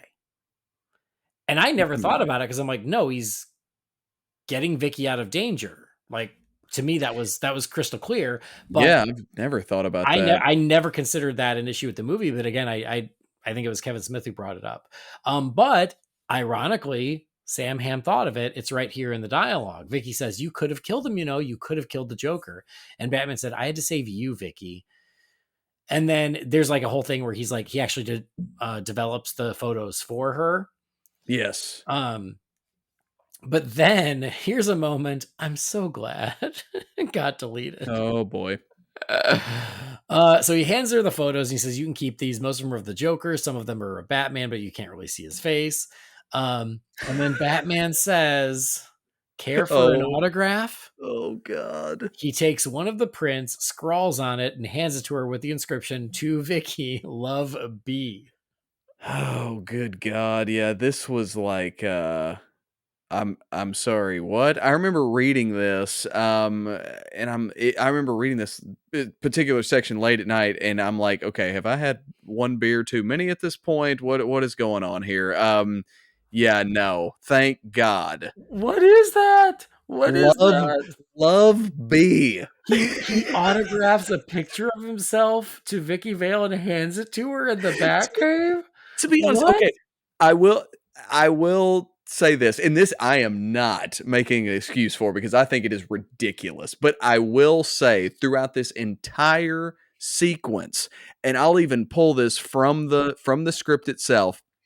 This is actually directly after where what I'm referencing that is directly after that's why I wear a target on my chest. It says the Batman takes obvious pleasure in showing his futuristic bachelor pad. His tone is jokey, almost flirtatious. Behind the mask, he's a lot looser, more carefree than some guys could name like Bruce Wayne. So, it's going out of its way to saying, hey, he's let his guard down. But still, my man, come on. Like, It's we're, so no. it's terrible. It's terrible. I'm sorry, there's no other word. There are so many things about the script that I love, and so many things I will give Sam Hamm credit for. That one, no. Absolutely not. I completely agree. You know, even with the context, I mean that's going way Yeah. too far. There's no context that makes Batman autographing a picture of himself to Vicky God. Vale okay. Well, so that's one of the things I don't like about the script is the fact that Bruce like flirts with Vicky as Batman. Yes, And it's exactly. almost like Sam Hamm was like, well, Superman does it with Lois, right? He flirts with her Yeah. as Superman, so why can't Batman do the same? It's like, because he's Batman. He's not Mhm. Superman. And so there's this other scene that I brought up where at this point, Vicky's pretty sure that Bruce and Batman are the same. Um, and Bruce calls her as himself, but then he goes into the bathroom and calls her as Batman. And he says, and I've got it right here. He says, "Vicky, this is Batman. I thought I'd call and see how you're doing." And Vicky says, "I know it's you, Bruce. I'm not going to talk to you unless we can discuss it." And Bruce says, "Who's this Bruce? Are you trying to make me jealous?" God. Vicky says, "I'm serious, Bruce. We have to." At this very moment, a dazed financier enters from behind and says, "Hi, Bruce." Oh boy. Bruce automatically claps a hand over the mouthpiece. His face goes slack as he hangs up with Vicky's tinny voice still squeaking on the other end. Wow. No, no, Wow, this get ain't out of it. here. This ain't it. No, it's You not got at all. freaking Bruce Wayne went to the bathroom to call Vicky Vale as Batman and try to flirt with her? Oh boy. And Bruh. I love, by the way, I love the line literally before it says, Vicky, this is Batman. It literally says the familiar rasp. Dude, we know at this point, okay? Like, oh, we're making it obvious here. Yeah, it's hilarious. No. And thank God it's not in the movie. Thank God. The one thing I like is before this scene, you actually see Bruce at Wayne Enterprises, Yes. which you don't get in the final film. And again, that's one of those nitpicks about the movie that I've actually always agreed with, where I'm like, you don't see much of Bruce Wayne doing, like being a public figure or Yeah. actually running the company. And it was in the script. And again, I get for streamlining why it's not, but I do like that he's there. The stock market is crashing because of all the deaths because of the Joker. And I love that he's there still trying to run the company and keep things calm. So I like that. Yeah, I like that you get that little nod to businessman Bruce in the script. Definitely. I mean, you think of the other films in the franchise, you think of, Bruce slumped over in a chair taking a nap during, important meetings. You think of just random business stuff. I think of, Ben Affleck early on in BVS. But yeah, more of that would have been certainly welcomed here. That's for sure. Because yeah, of all the things we do get that we love, we're lacking in that department a Yeah, little bit for yeah. sure. So I did like that. I mentioned earlier about the Wayne murder flashback. In the final film, it's at the end of Act 2, right before Batman heads out to stop the Joker. But here, they do it right smack in the middle. It's right after the Batcave scene, which is kind of a really weird place for it. Yeah. Hmm. But some things I like, or one thing I like about it, is that Gordon is there. Yeah, And that so was interesting. and so again, like Sam Hamm did his research and saw that Gordon was there and he was the cop who comforted Bruce. And that was something that Pat Hingle talked about, like why he was excited to play Commissioner Gordon, but none of that made it in the movie. Yeah. It was in the script. But then there's the weird part where in the flashback, after Gordon is comforting Bruce, he turns and then Vicky is there reaching out her hand to like Yeah. save Bruce. Yeah. And again, I get it from a symbolic standpoint of Sure. like he's still that damaged little boy. Gordon was there for him as a boy, and now Vicky is there to help him as an adult. I get it, but I just don't think it would have worked of like that little kid turning around, the dead parents turns around and Vicky's there holding out a hand to him. Yeah.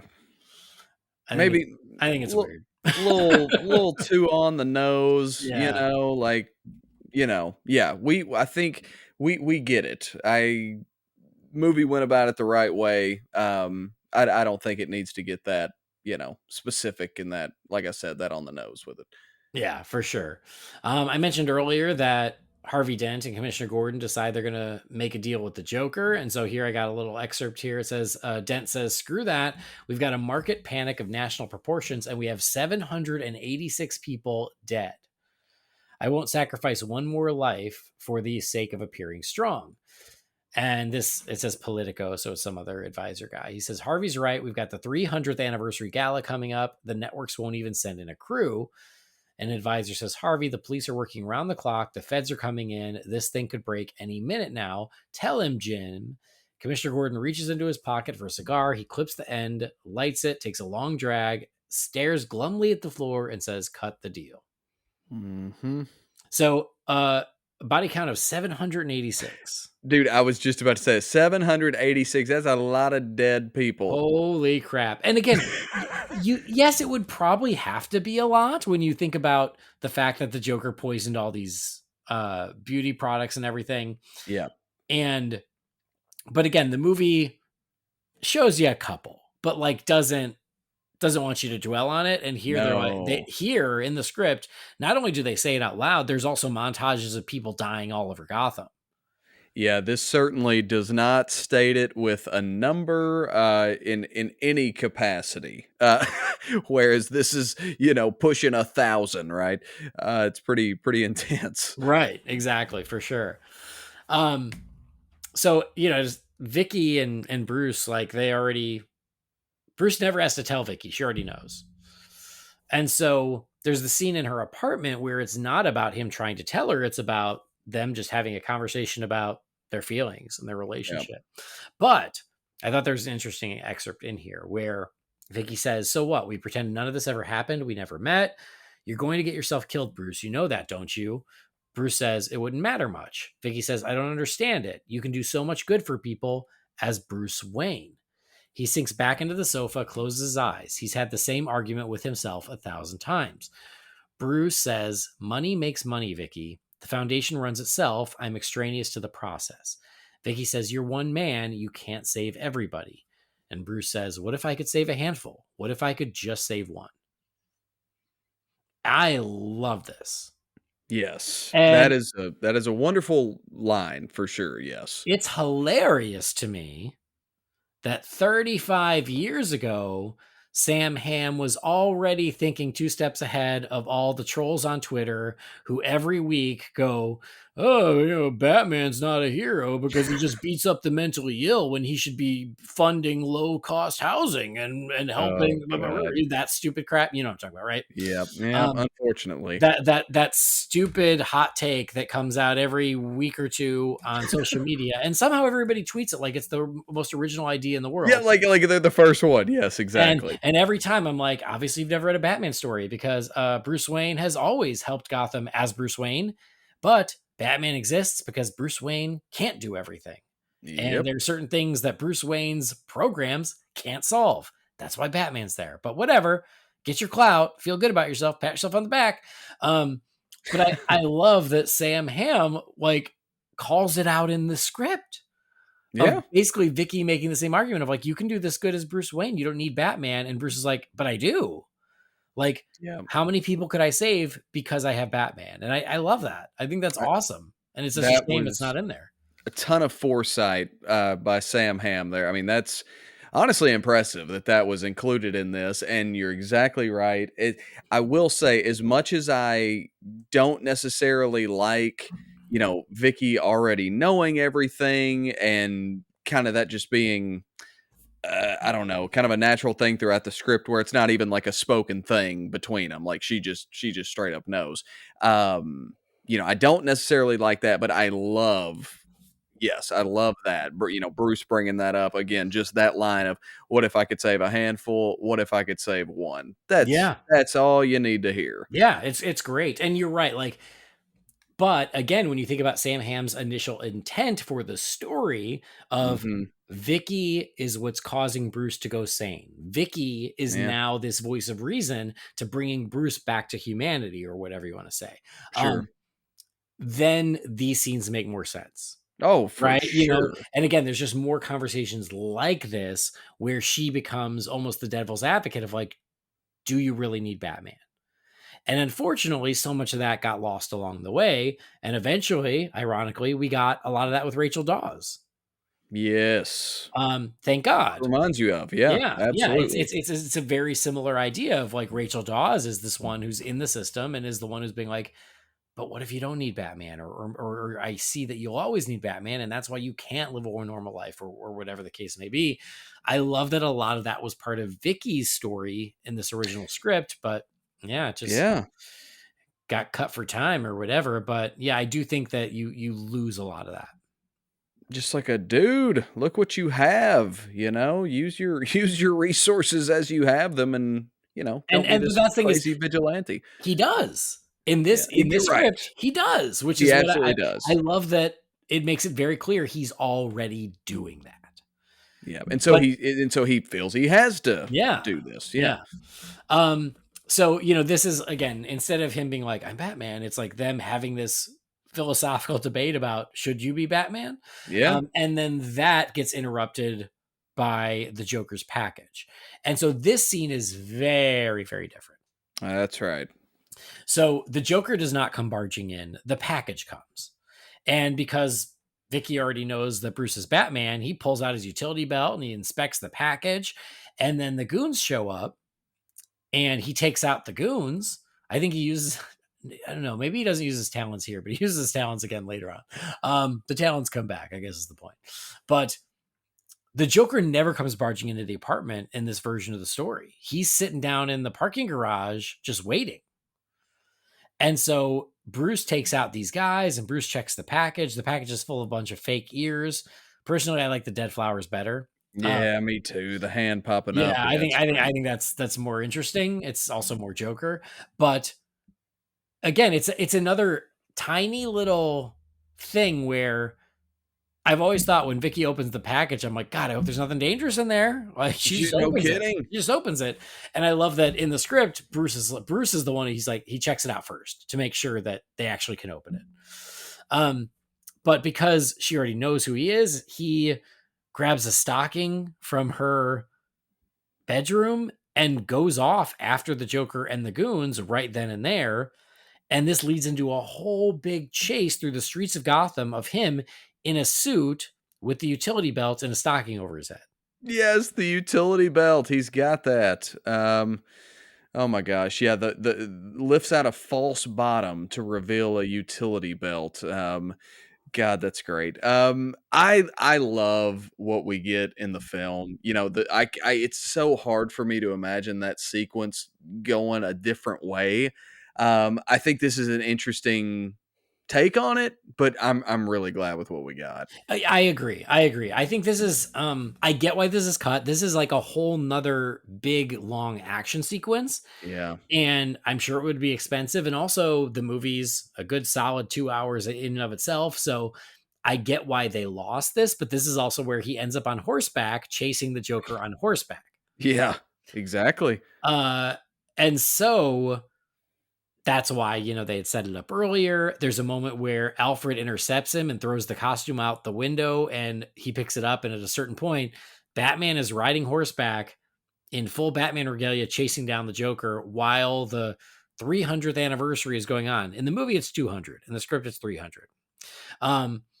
Like going through as this festival is happening on horseback in full Batman in broad daylight. I love it. The Batman in full costume glory galloping up the street on horseback. Passing stunned cops, weaving in and around the stalled, vehicles. What a scene this would be. And boy, this is one that's been talked about a lot over the years. If I'm not mistaken, we've got some bonus material on, DVDs, Blu-rays, all that of the, kind of art from it, the storyboards. Yeah, the storyboards. Yep. Yeah, like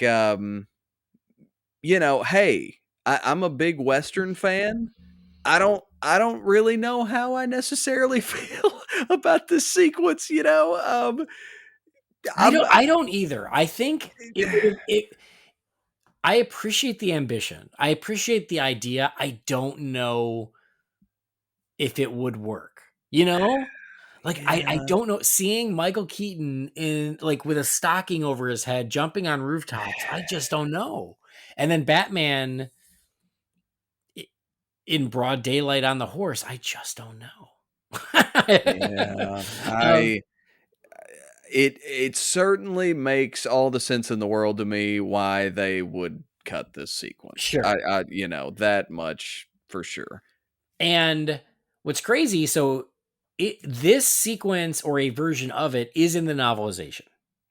Okay. But in the novelization, the first part of it is very much the same way where Bruce shows up to tell Vicky he's Batman. They don't have the same conversation. Joker shows up, shoots Bruce. Bruce has the little tray that he puts under his shirt to protect himself. Mm-hmm. Like that in the novelization is very similar to what's in the movie, which means that was in the final shooting script. Okay. Yeah. The difference is in the novelization, which again means also in one version of the script, is when Joker leaves, he takes Vicky with him. Oh.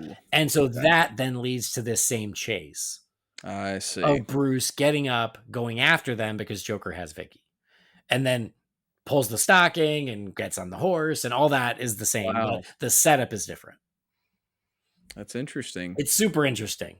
But again, it all went away. But this whole big chase of him on the horse chasing the Joker in the Joker van, and the Joker van is careening through Gotham while the festival is going on, leads to the inclusion of the Flying Graysons.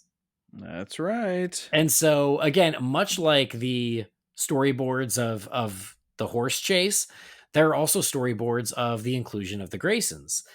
In the storyboards, they were on a parade float, if I remember correctly. That sounds right. In this script, they are doing a trapeze act from two helicopters. Yeah, they're literally flying through the damn city on Which, helicopters. that's madness. I don't think that's how it works, but yes, they're hanging from helicopters on trapeze and jumping back and forth. Yeah, they begin swinging toward each other in a plane perpendicular to the path of the copters. Yeah. Like, what? So we meet the Graysons, John and Mary, and then in the helicopter is also little Dick Grayson, who is described as 15 years old.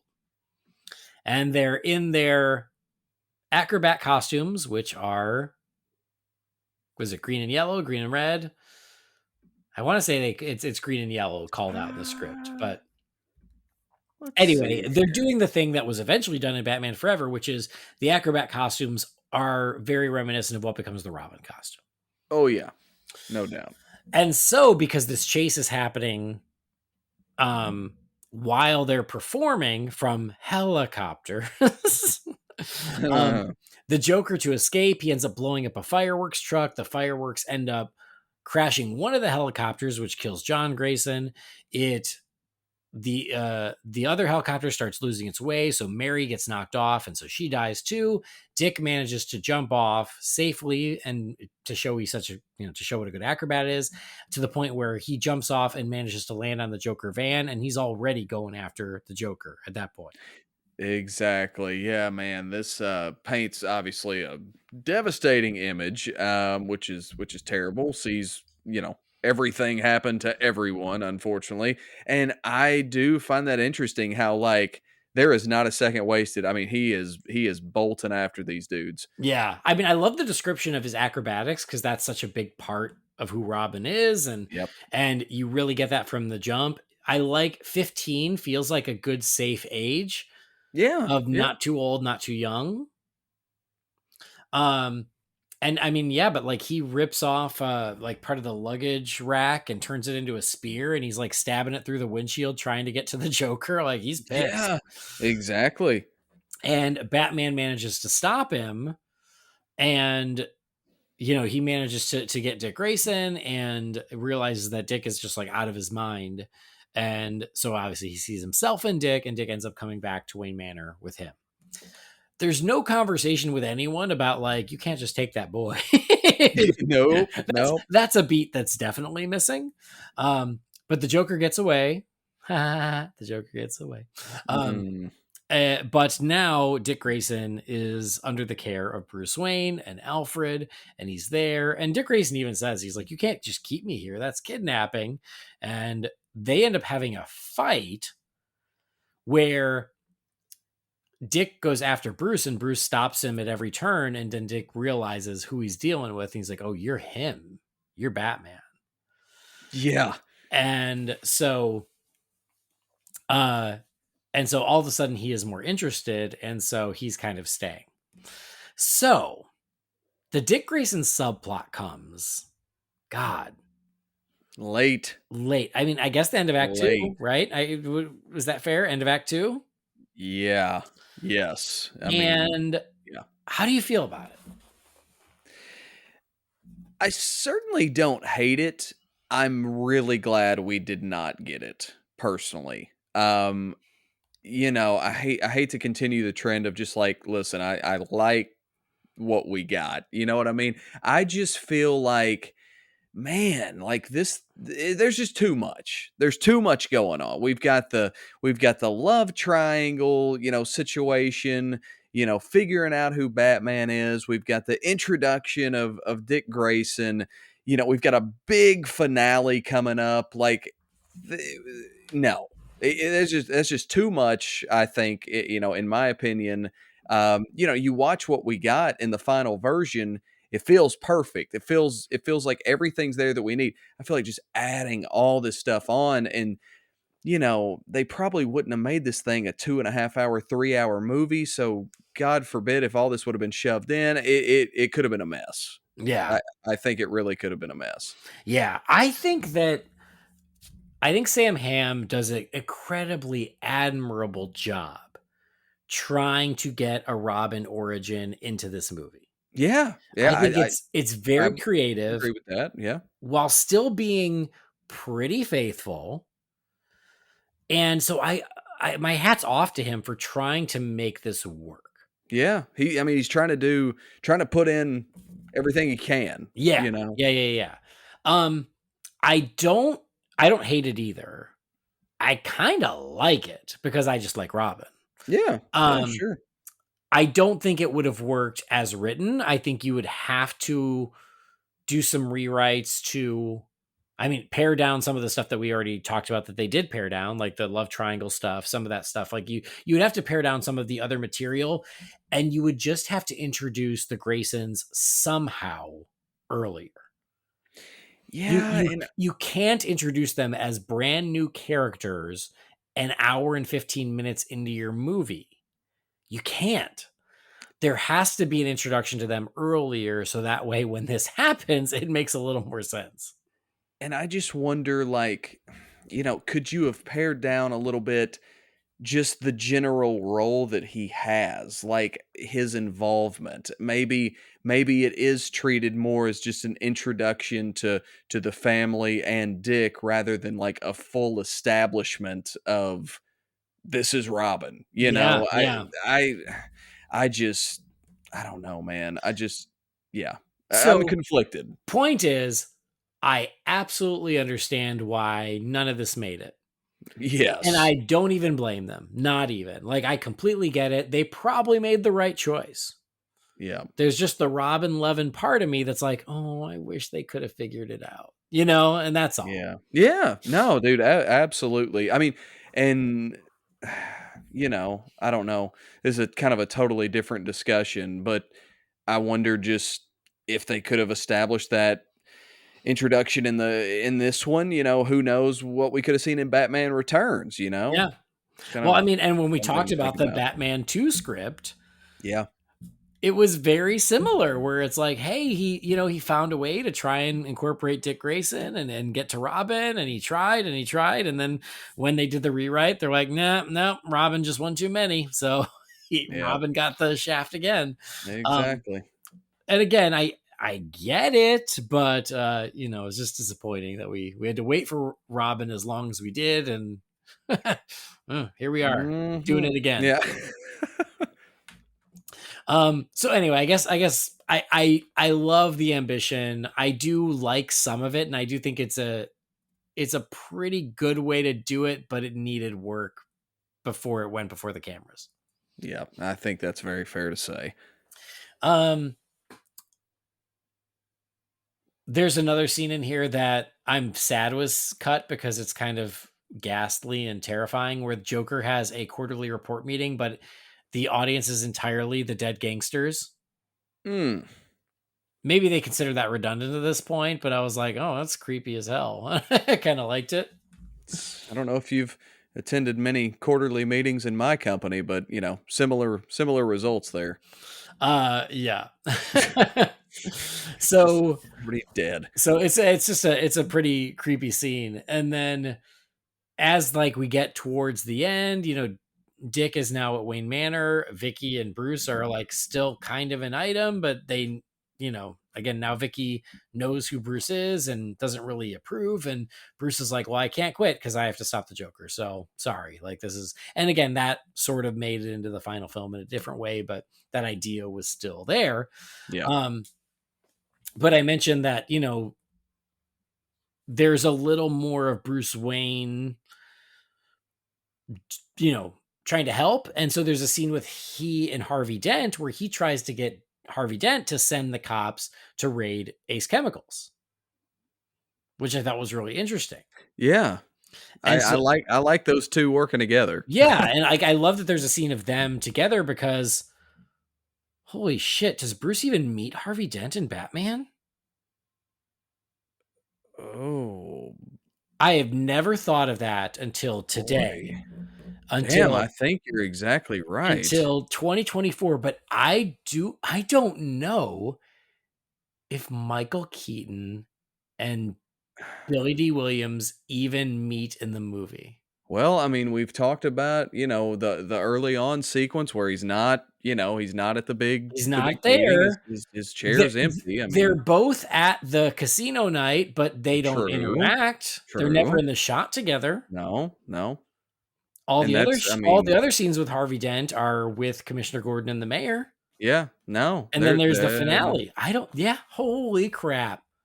doesn't happen. I had never noticed until today Yeah, that I Bruce didn't Wayne and think about Harvey it either. Dent don't meet in the movie. Huh. Yeah, that's, man. Well, I mean, it makes sense because I know I've always felt like Dent was a little underserved, so, you know, Well, there you I have it. yeah. So anyway, here's the scene where Bruce tries to get Harvey Dent to raid Ace Chemicals. Harvey Dent says, "We'll send a team to Ace the moment a warrant comes through." Bruce says, "He'll be ready when you do. Remember what happened at the apartment." Dent said, "All right, Bruce, what do you suggest?" And Bruce says, "I suggest a nice big bomb." Dent, Classic. "Good, a bomb. On a blind tip from Bruce Wayne. We do have laws." Bruce, "Then for God's sake, Harvey, cancel the anniversary celebration." Dent, "We've told him we'll deal. What could he possibly have to gain?" Bruce, "Do you still think the Joker cares about money?" Dent says, "I don't know. I'm just a DA. I don't have access to all your expert sources." So Yeah. I thought it was an interesting scene of seeing Bruce Wayne go to Harvey Dent and try to get him, try to get him to step in and try to cancel the anniversary gala. I thought that was interesting. I actually really like this, and I would have loved to have seen, that is, an interpretation of it, in the movie. I really would. Yeah, for sure. Um, so there's also a thing throughout the script where they set up Lady Gotham, essentially the Statue of Liberty. Yeah, yeah. I've gone on record saying I don't like it when Lady Gotham is in Batman in any version because I don't like it being that specific of being like, and Gotham has their own Statue of Liberty. I like Gotham to be a Yeah. little more fictional, but that's a me thing. Sure. Yeah. But in the script, Lady Gotham is there, and it's a whole thing where they're going to unveil her as part of the 300th anniversary, and they do end up unveiling her, and she has a big Joker grin on, which which I do think is a good image. Like I like that as an image, and it's very very Joker, which I appreciate. But Oh, yeah. I thought it was worth mentioning because yeah, all that stuff it's gone too. Yeah, there's a kind of the big build up, throughout the course, of the story, and yeah, it is funny, that big reveal. Yeah, I could live without it. It's fine. Yeah. Um. So Batman knows the Joker is up to no good for the big anniversary celebration, and so he's preparing. Joker's the scene with all the dead gangsters, he actually talks about like, okay, we've already done this with the beauty products. What else could we do? What else do people need? And he's like, how about air and water? And so it almost explains his plan. So not he's going to pollute the water supply, which is again very Joker, but also the air. And I totally get why in the movie they're like, let's just stick with the balloons. The balloons is enough. He doesn't Yeah, need to pollute the exactly. water too. It can be just one. Yes. Good point. But anyway, Bruce, I thought this was interesting is Bruce thinks he's going on a suicide mission. Yeah. And so he actually says goodbye to Alfred. Jeez, isn't that pretty wild? Yeah, that really surprised me. So, That um, could have made for, quite the, emotional moment, on screen with golf. right. So, I mean, the scene that's there is amazing. And I think doesn't get talked about enough is the moment when Alfred says, I don't want to spend my last remaining years mourning for old friends or their Oh, yeah. sons. That is such a great line. That is so Mhm. beautifully delivered by Goff, and I don't think enough people appreciate it.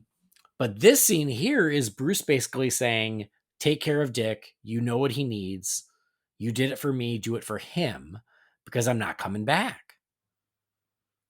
Yeah, it's pretty wild to think about. Right? I was I like, mean, when as I was reading this, I was like, wait, am I reading this right? And I'm like, oh yeah, yeah, for sure.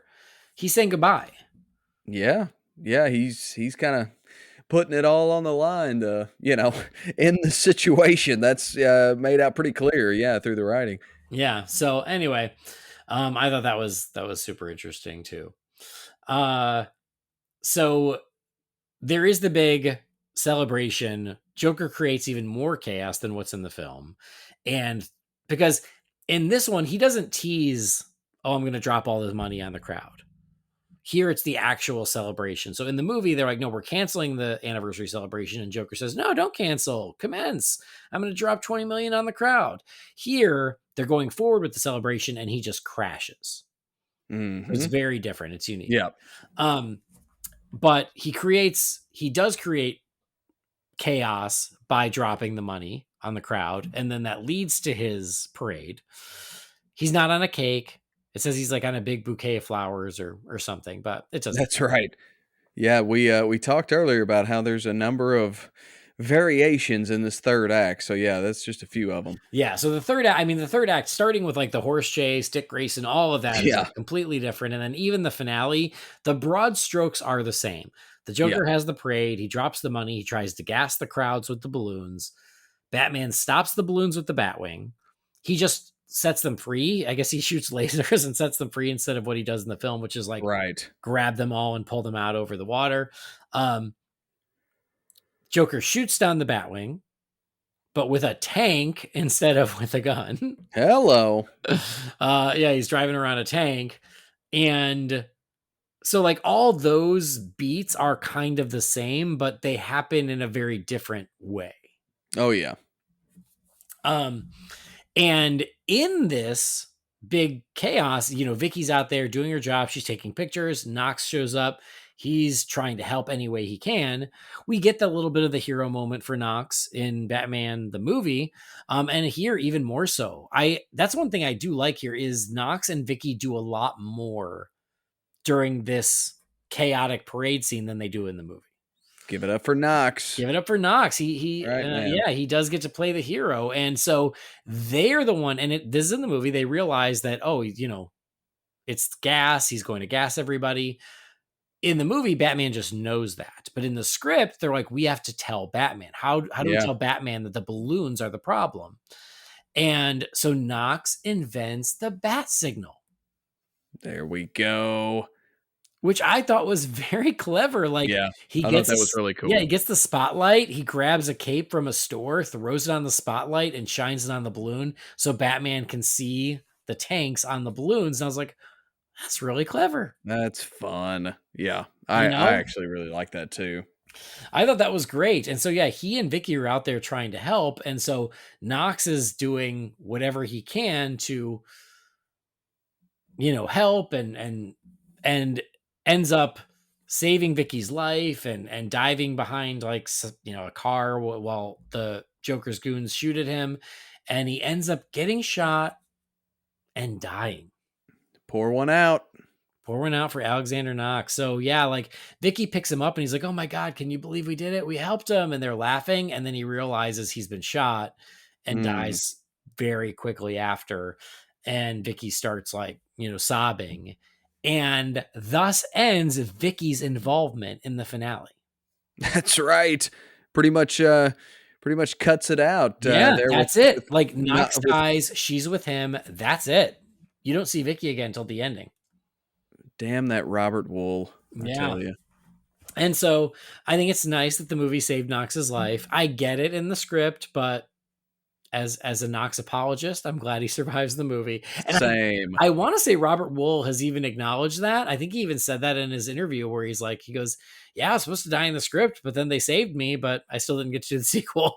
Yeah, right, exactly. Yeah, that's the big thing. But yeah, we all love Knox around here. Come on. Yeah. So, but yeah, Knox dies and Vicky is traumatized, but at least they managed to save a bunch of people in the process, which is kind of cool. But yeah, so Joker Joker shoots down the Batwing in a tank. Also, like the floor of, or excuse me, the street opens up and the tank falls through onto the subway, and the Batwing is like half in and out of the street too, and all that. You don't need all that. Yeah. But when the Batwing crashes, Batman's like done for. Yeah. He's like, his leg is broken. He can barely walk. He's barely conscious. And so he's there, and the Joker's goons go to kill Batman. Joker just pieces out, which I do like the cowardly moment. He's like, you do that, I'm out of here.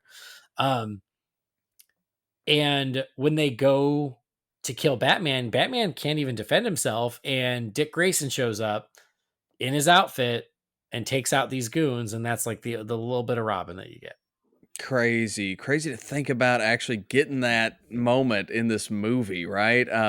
Yeah, it kind of makes all the more sense of why, Bruce thought this was a suicide mission kind of from the get-go, and yeah, he almost gets it. But yeah, we get our big Robin moment here. So Robin stops these goons, and then he makes sure Batman is safe, and then he goes after the Joker in the cathedral. So Joker goes to the cathedral by himself. He does not bring Vicky with him. Yeah. Dick goes after him. They get in a little bit of a shootout, and then Batman tranquilizes Dick with one of his ninja stars to protect him. Yeah, what was that in the script? Like a drug-tipped ninja star, I think Yeah, is what it which said. it's set up earlier in the film too. Is that like Yes. there's something with the ninja star where it knocks out? But yeah, so he knocks out Dick, so Dick doesn't go after Joker, but he goes after Joker. And so, but here it's like he's beat up in the movie, but he's not nearly as beat up as he is in the script, where he like, again, Oh, yeah. he's like got a collapsed lung and a broken leg, and he can Yeah. barely move, and he can barely climb, and he's going up after the Joker, and the Joker gets up there by himself. There's no other goons up there. So in the movie, the goons are just up there. Mm-hmm. Again, they're in the novelization. It's explained a little bit. Like in the novelization, the Joker gets to the top and the goons are there. And he's like, hey, and they're like, well, as soon as things went south, we got the hell out of there. And we're up here waiting for you. And so at least it's like, they didn't feel like they came out of nowhere. Yeah. But again, for the movie, they're like, just forget it. They're there. It's fine. Just have them kick some ass, But here, there's no goons. It's just the Joker up there waiting for his helicopter, and Batman barely making it up. And he literally passes out and loses consciousness before he gets to the top. Trying to make it a, sensibly fair fight between the Batman and the Joker, I guess. Yeah.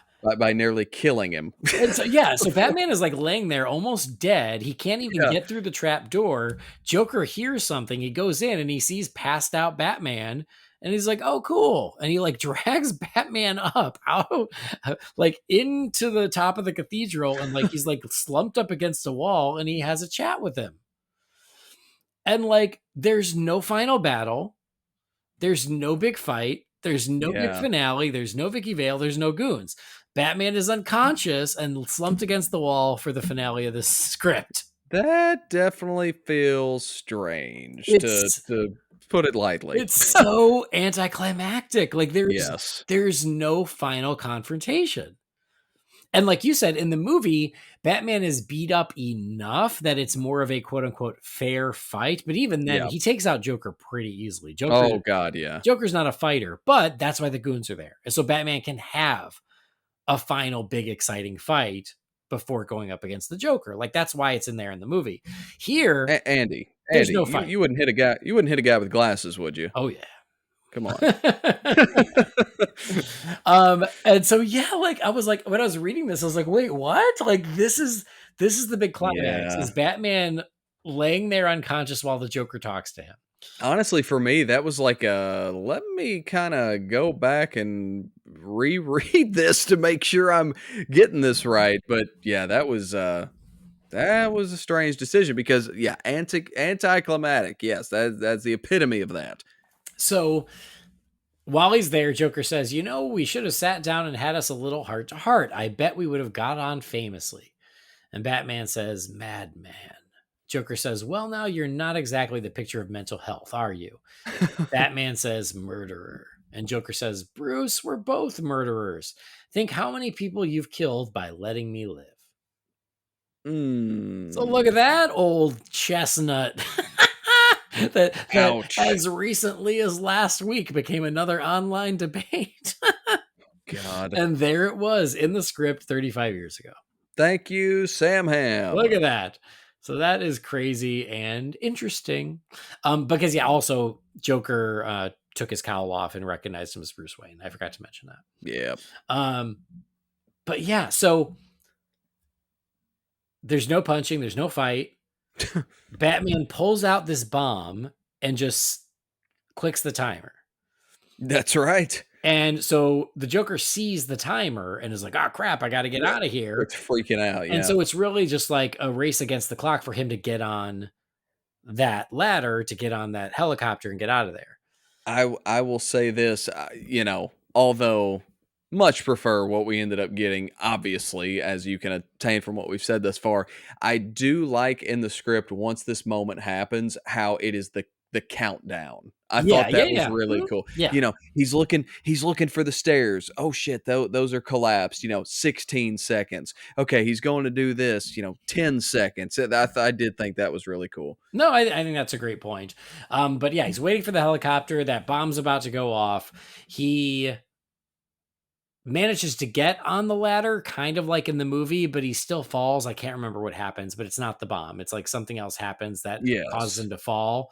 And so that is similar, but again, Batman's like not involved, which is a terrible choice. And so, yeah, there's none of that of like them hanging off the ledge and him shooting the grapple at the Joker and the Joker getting, none of that. It's just literally the Joker's trying to escape this bomb, screws up, falls off the helicopter, falls to his death. But it's interesting, and I kind of like this, is when the helicopter explodes, because the helicopter also gets caught up there and managed to explode. There's an interesting moment that I really like where the Joker has already fallen, but he's not dead yet. And he's looking up at the helicopter as it explodes as he's dying. Yep. And earlier on, he says something about loving fireworks. And so in this scene, it says, it's as if time has stopped. The world has grown suddenly silent. We're looking down at the Joker, whose body lies splayed and broken on the flagstone surface of the churchyard. Slowly, elegantly, we have all the time in the world now. We drift downward, closer until his face fills the screen, the familiar, chilling grin still intact. Sad clown, A1 crazy boy staring aimlessly at the stars. Suddenly, his face is bathed in brilliant gasoline glow. POV Joker. Looking up, he sees a beautiful display of fireworks, bursting and burning, spirals of colors snaking through the sky as the helicopter explodes in eerie silence. Reverse angled, the Joker's face. It's all so lovely. The Joker's expression is happy, almost childlike, as he gazes up at this private show. Gradually, though, the bright colors fade and the Joker's face begins to relax, the twisted grin dissolving at last as darkness sets in. That's just some damn good writing right there. I love that. I like the Joker's a monster and he's the worst and he's evil and he's killed 786 people. I mean, he's terrible. But I love this like weird, beautiful, serene moment of his demise. Yeah. It's really cool and interesting. No, I completely agree with that. And also the thing that kind of led to this, I totally forgot about this as well. The whole situation with the bell tower being full of bats. Oh, that's what it was. That's what knocked him off. Yes, that's what knocked him off. Thank you. I don't know how they would have visually necessarily pulled that off at the time, but it is really cool on the page. I'll tell you that much. Yeah. I forgot. Thank you for reminding. But yeah, it was as he got on the ladder, it awoken a swarm of bats, and that's what caused him to fall. That's right. And I think that's also what caused the helicopter to crash. Yes, correct. And I do love kind of also tied to that moment, the timer still going down. We get a tight shot on Batman. 6 seconds remain. There is still time if he makes his choice now, and there is a cool description of him just quote unquote lurching into position and heaving it out into the darkness as far as the bomb goes. So Mhm. yeah, he's good, and yeah, all is taken care of. But yeah, really cool sequence right there. I know that we both find the finale anticlimactic as far as there not being a big battle between the two, which is unfortunate, obviously. But this part's really cool. Yeah. So yeah, it's interesting where Batman. It's like he's sitting there having the internal debate of like, do I just die? Yeah. Like, or do I still do it? And if this whole thing had stayed in there, I'm sure you'd have gotten like, little montage flashes of he and Vicky of being like giving Oh him some, yeah. and even Dick probably giving him something to live for. Alfred, Yeah. yeah. Um, so yep, he chooses to live, and we don't get the scene with the city officials and the letter, all of that, Yeah, must have been yeah. added later. None of that's in the script. Instead, what we get is like a day in the life at Wayne Manor where they're at the pool and Dick Grayson's there and Vicky Vale's there and Bruce is there and Alfred's there. And yeah, they're all recovering and happy. And Vicky says, Vicky still kind of like, I don't know if this is a good idea. I don't know if you should stay being Batman. But she then says, I guess you did it. You saved everyone almost. And he says, I don't know how to explain this, so it makes sense, but you saved me. So again, it really goes back to that thesis that Sam Hamm had that, you know, is making sure that it's there in those final moments. Exactly, yeah, it all comes full circle. Really, really well done, as we've said all along from Sam Hamm, for sure. Yep. And then I did want to just go ahead and share the final moments of the film, which are, similar enough to what's in the final film. And it's a bit of a tradition in Batman films anyway, is getting that last final cool heroic shot of Batman. So here's what it says. It says exterior rooftop, Gotham City, night. A dark moonless night. Lights of the city sparkle in the distance. Camera drifts across the rooftop, settling finally on the broad back of a black caped figure poised at the edge of the roof, gazing down on the streets below. A second figure enters frame. We get a brief glimpse of his red and green suit in the seconds before our eyes turn skyward to the searing yellow spotlight sweeping through the clouds. In its center, the vast black silhouette of a bat, wings extended, dominating the night sky. We hold on the glaring bat signal as Batman and Robin vanish over the edge of the roof, plunging down toward new adventures. Music builds and we fade out. And that is where you insert the "We're not worthy" gift from Wayne's World, because awesome. Yeah, so great. And again, close enough here that it's them jumping into action instead of Batman standing there against the sky, but Yeah. still like in this version where they're setting up Robin too to have that final moment with still the bat signal and Batman and Robin jumping off into action. It's what you want for that final moment. And it's very well written. I can see it in my mind's eye. I wish I could see it for real. Yeah, I know, right? Yeah, it's pretty awesome, I will say. Man, different different timeline, Andy. We could have got it. Different timeline. So I'm going to ask you this. Mm. Um, through this script and all the things we discussed, what is something that you wish we had gotten that's in the script but's not in the final film? It's a pretty simple answer, but I'm going to go back to the involvement of Harvey Dent. Mm, mm, Um, I have thought for forever that, I mean, absolutely hands down one of my favorite movies of all time. And I've always thought that Harvey Dent's role was just too small in it. You know what I mean? Um, and I get it. There's a lot to focus on. It's all good. Trust me, I've accepted it by this point, right? It's not as if I'm deducting, the letter grade or anything because of it, but I've just always objectively felt that way. So, even though the script doesn't provide a ton more, there is just enough where I'm like, you know what? I like that. And it sets up things to come, obviously, in the future. So that's definitely one thing that comes to mind for sure. Gosh, I felt like toward the end there was something else that stood out we talked about not too long ago that I also would have enjoyed seeing in there. What about you? Mine is, and I think that it really does sort of rise to the top when you dig into the script and as we've talked about it. And I never thought I would be the guy who said there needs to be more love story in my Batman movie. Yeah, But I do think that I love Vicky Vale in Batman. I do. I love her. I think I said it on the last episode. I think Kim Basinger does a great job with what she was given to do. I think she's incredibly likable. I think she is strong enough. They could have given her more, but I like her. sure. But there was just a little bit more here that had they preserved it, I think that that love story would have felt a little more true. It would have been a Yeah. little more Genuine, yeah. genuine and deep. There would have been a little more to it. And I also think I don't think you need the on the nose of "you saved me, Vicky." I don't think you need that. Yeah. But I think you need a little bit more of them Yeah. having the back and forth about what it is to be Batman.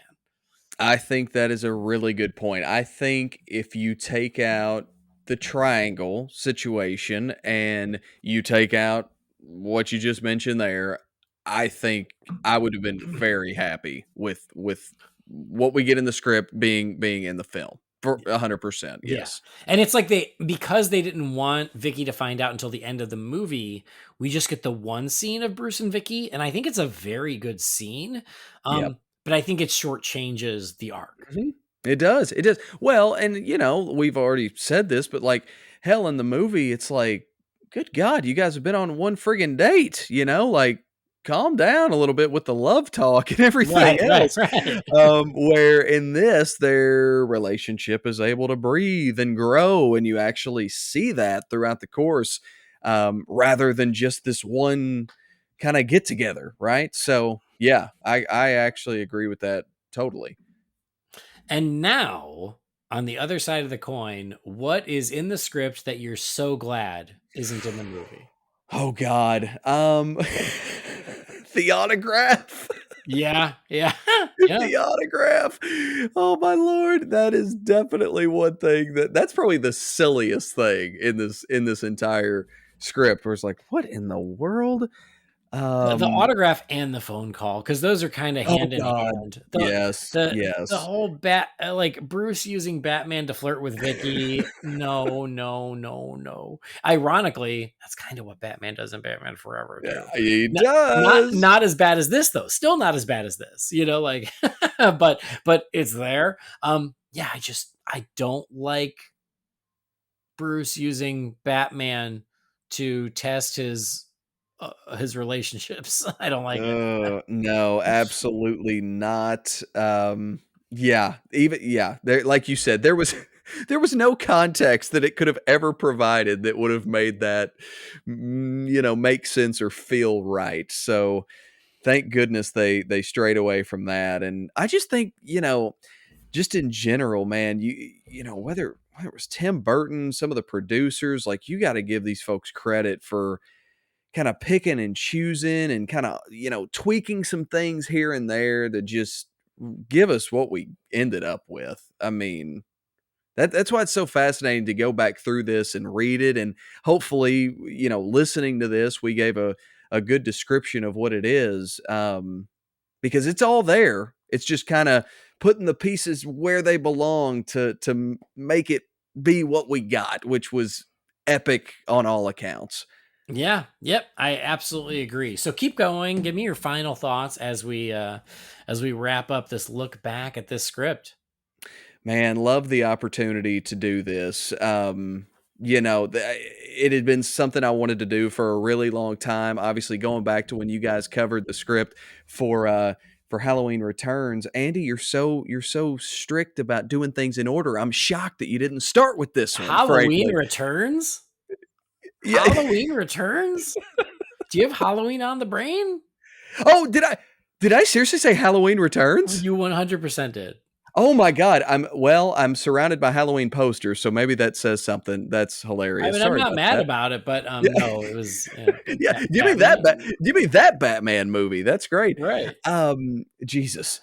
So as I was saying, I'm shocked that you didn't start with this one, before going to Batman Returns. But man, really happy. I just think overall this was just such a fun read and fun to dig into. Obviously, we've said it so many times thus far. There's a number of things we love. There's, things here and there we did not. But I think that it was a hell of a script to start with. And again, I was truly shocked with what it had in common with the final product. I really was. I thought it was going to be way different. Again, I apologize to repeat myself, but to the point where I'm literally texting you like, dude, is this right? What are we gonna Like, am talk I? about? What Yeah, are we gonna like talk about? Two thing. hours later, dude. Yeah. Good point. Didn't. Good point. So yeah, I'm very happy with it. Do you want me to give it like a letter Oh grade? no, I mean, you don't need to. Okay, I just, okay. unless you really want to, but No, yeah, that was gonna be tough for me. I enjoyed it, man. yeah, I'm yeah. happy we got to talk about it for sure. And I agree with you, and I think that it is so impressive that so much of the first draft made it to the screen. Yeah, That is incredibly impressive, really did. knowing what a big tent pole it was, how many hands were in it, how many hands it passed through. Like, it's amazing as much of this survived and made it to the movie as did. And I think that's a huge testament to how good the script is, which is, I think, what you were getting at. And I totally understood where you were coming from, where you're like, well, it's kind of the same. So, like, what's there to talk about? But there's just enough throughout that you're like, wow, it's so interesting to see where Sam Hamm's head was at when he was writing it. Oh yeah, Even if it didn't all translate to the movie itself, it's just fascinating, and it is fun to dig into it, and it's fun to talk about it. So it's a fun read. It is very interesting. Like you said, there are things about it that you're like, oh man, they should have left that in. That's really great. And then there's stuff you're like, I get it. yeah, makes perfect Y'all sense. probably made the right choice. And that's just it. Is I love this movie. It's one of my favorite movies of all time. And I'm not blind to all of its flaws. I think that sometimes those flaws are exaggerated. Oh um, God, yeah. because I would never say it's a perfect movie, but God, I love it so much that some of those flaws I think are exaggerated, and some of them just don't affect me. But I also can see where, oh look, the thought was there, and for the sake of time or efficiency or whatever, they were like, let's just go over that. We don't need to get into that level of detail. And so as you read the things that changed or were deleted or were massaged later, I understand almost every decision that was made. Absolutely. And in the end, they made a great movie. And so I think that's what's so interesting is, even though you understand why it was in the script originally, you also can understand, yeah, I get why they cut that. I get why they changed that. And for the most part, it's hard to fault them because the movie turned out the way it did. It turned out great, and we love it. 100%. So, the Batman script by Sam Hamm. One of these days, I'd love to get Sam Hamm on to chat about it. Oh, wouldn't that be a treat? Wouldn't that be fun?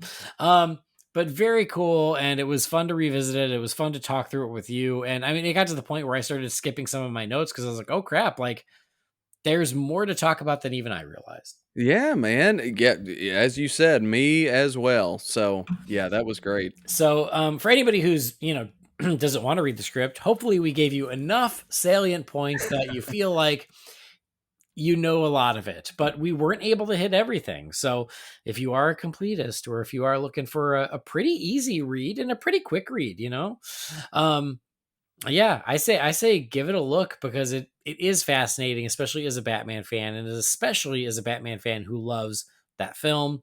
It's so fun to go back and read how it was conceived. Yeah, it's definitely going to be worth your time. No question about that. All right. And because we had so much to talk about, Preston, and we're over the 2 hour mark, and I need my sleep, and you need your sleep, we're going to skip the Wayne Manor mailbox this week. Fair enough. Fair enough. Hey, we've read one movie script. I'm sure there's a couple others with those emails, Always, and there are a few scripts I've been wanting to cover. I've been wanting to cover the original Batman versus Superman script that Wolfgang Oh, Peterson was going to man. do. That could have been, yeah. Justice League Mortal. Yes, I was Yeah, just there thinking are a few that. Catwoman. There are a few that I want to do. So if people like this, let me know because then maybe we'll get to some of the other ones. For sure. But again, for the sake of time, we're going to go ahead and just save Wayne Manor mailbox till next time. So if you've written in and it's sitting here waiting, thanks. It's just going to sit here for just another week or so, and we'll get to it next time. And we appreciate your understanding. But got to wrap this up. So Preston, again, thanks for joining me. Thanks for committing to the homework. And I had a blast talking about this.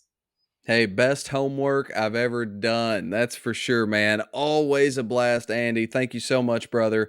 Always a pleasure to be here on Holy BatCast. And hey, if you want to keep up with me, you can do so at a few places. How about Letterboxd? First of all, at at Preston967.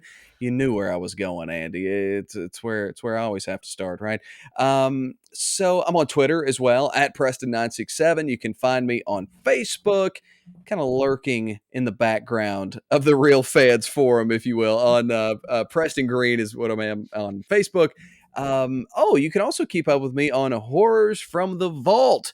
Let me tell you, I brought up Halloween Returns stupidly earlier. If you are a spooky I love fan, that movie, Halloween Returns. it's the best. I think that's the only Halloween sequel that doesn't exist. I think, by the way, I think there's a script that we could read right there Yeah. for Halloween Returns. How is it that there's been 87 sequels to Halloween and not a single one is called Halloween Returns? Hey, we could get it. You never know.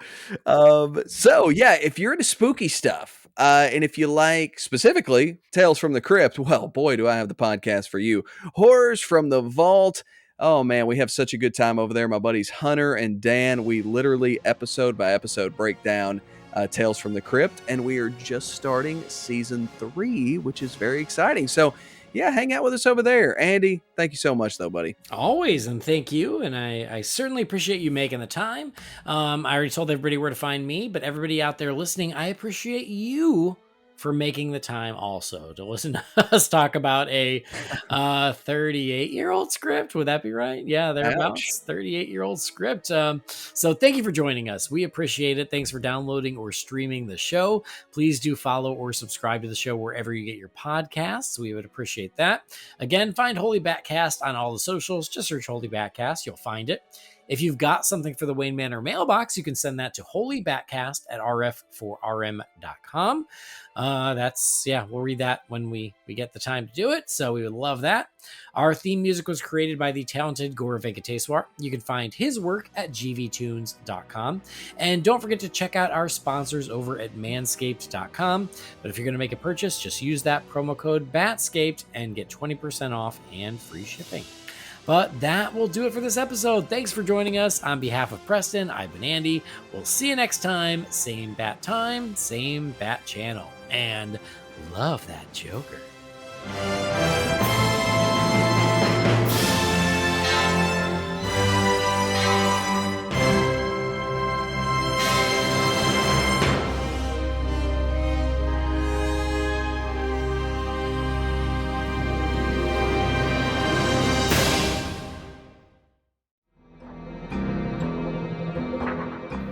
Holy BatCast is not affiliated with Warner Brothers or DC Entertainment. The views and opinions shared by the participants are theirs and theirs alone and do not represent the companies or organizations they happen to work for.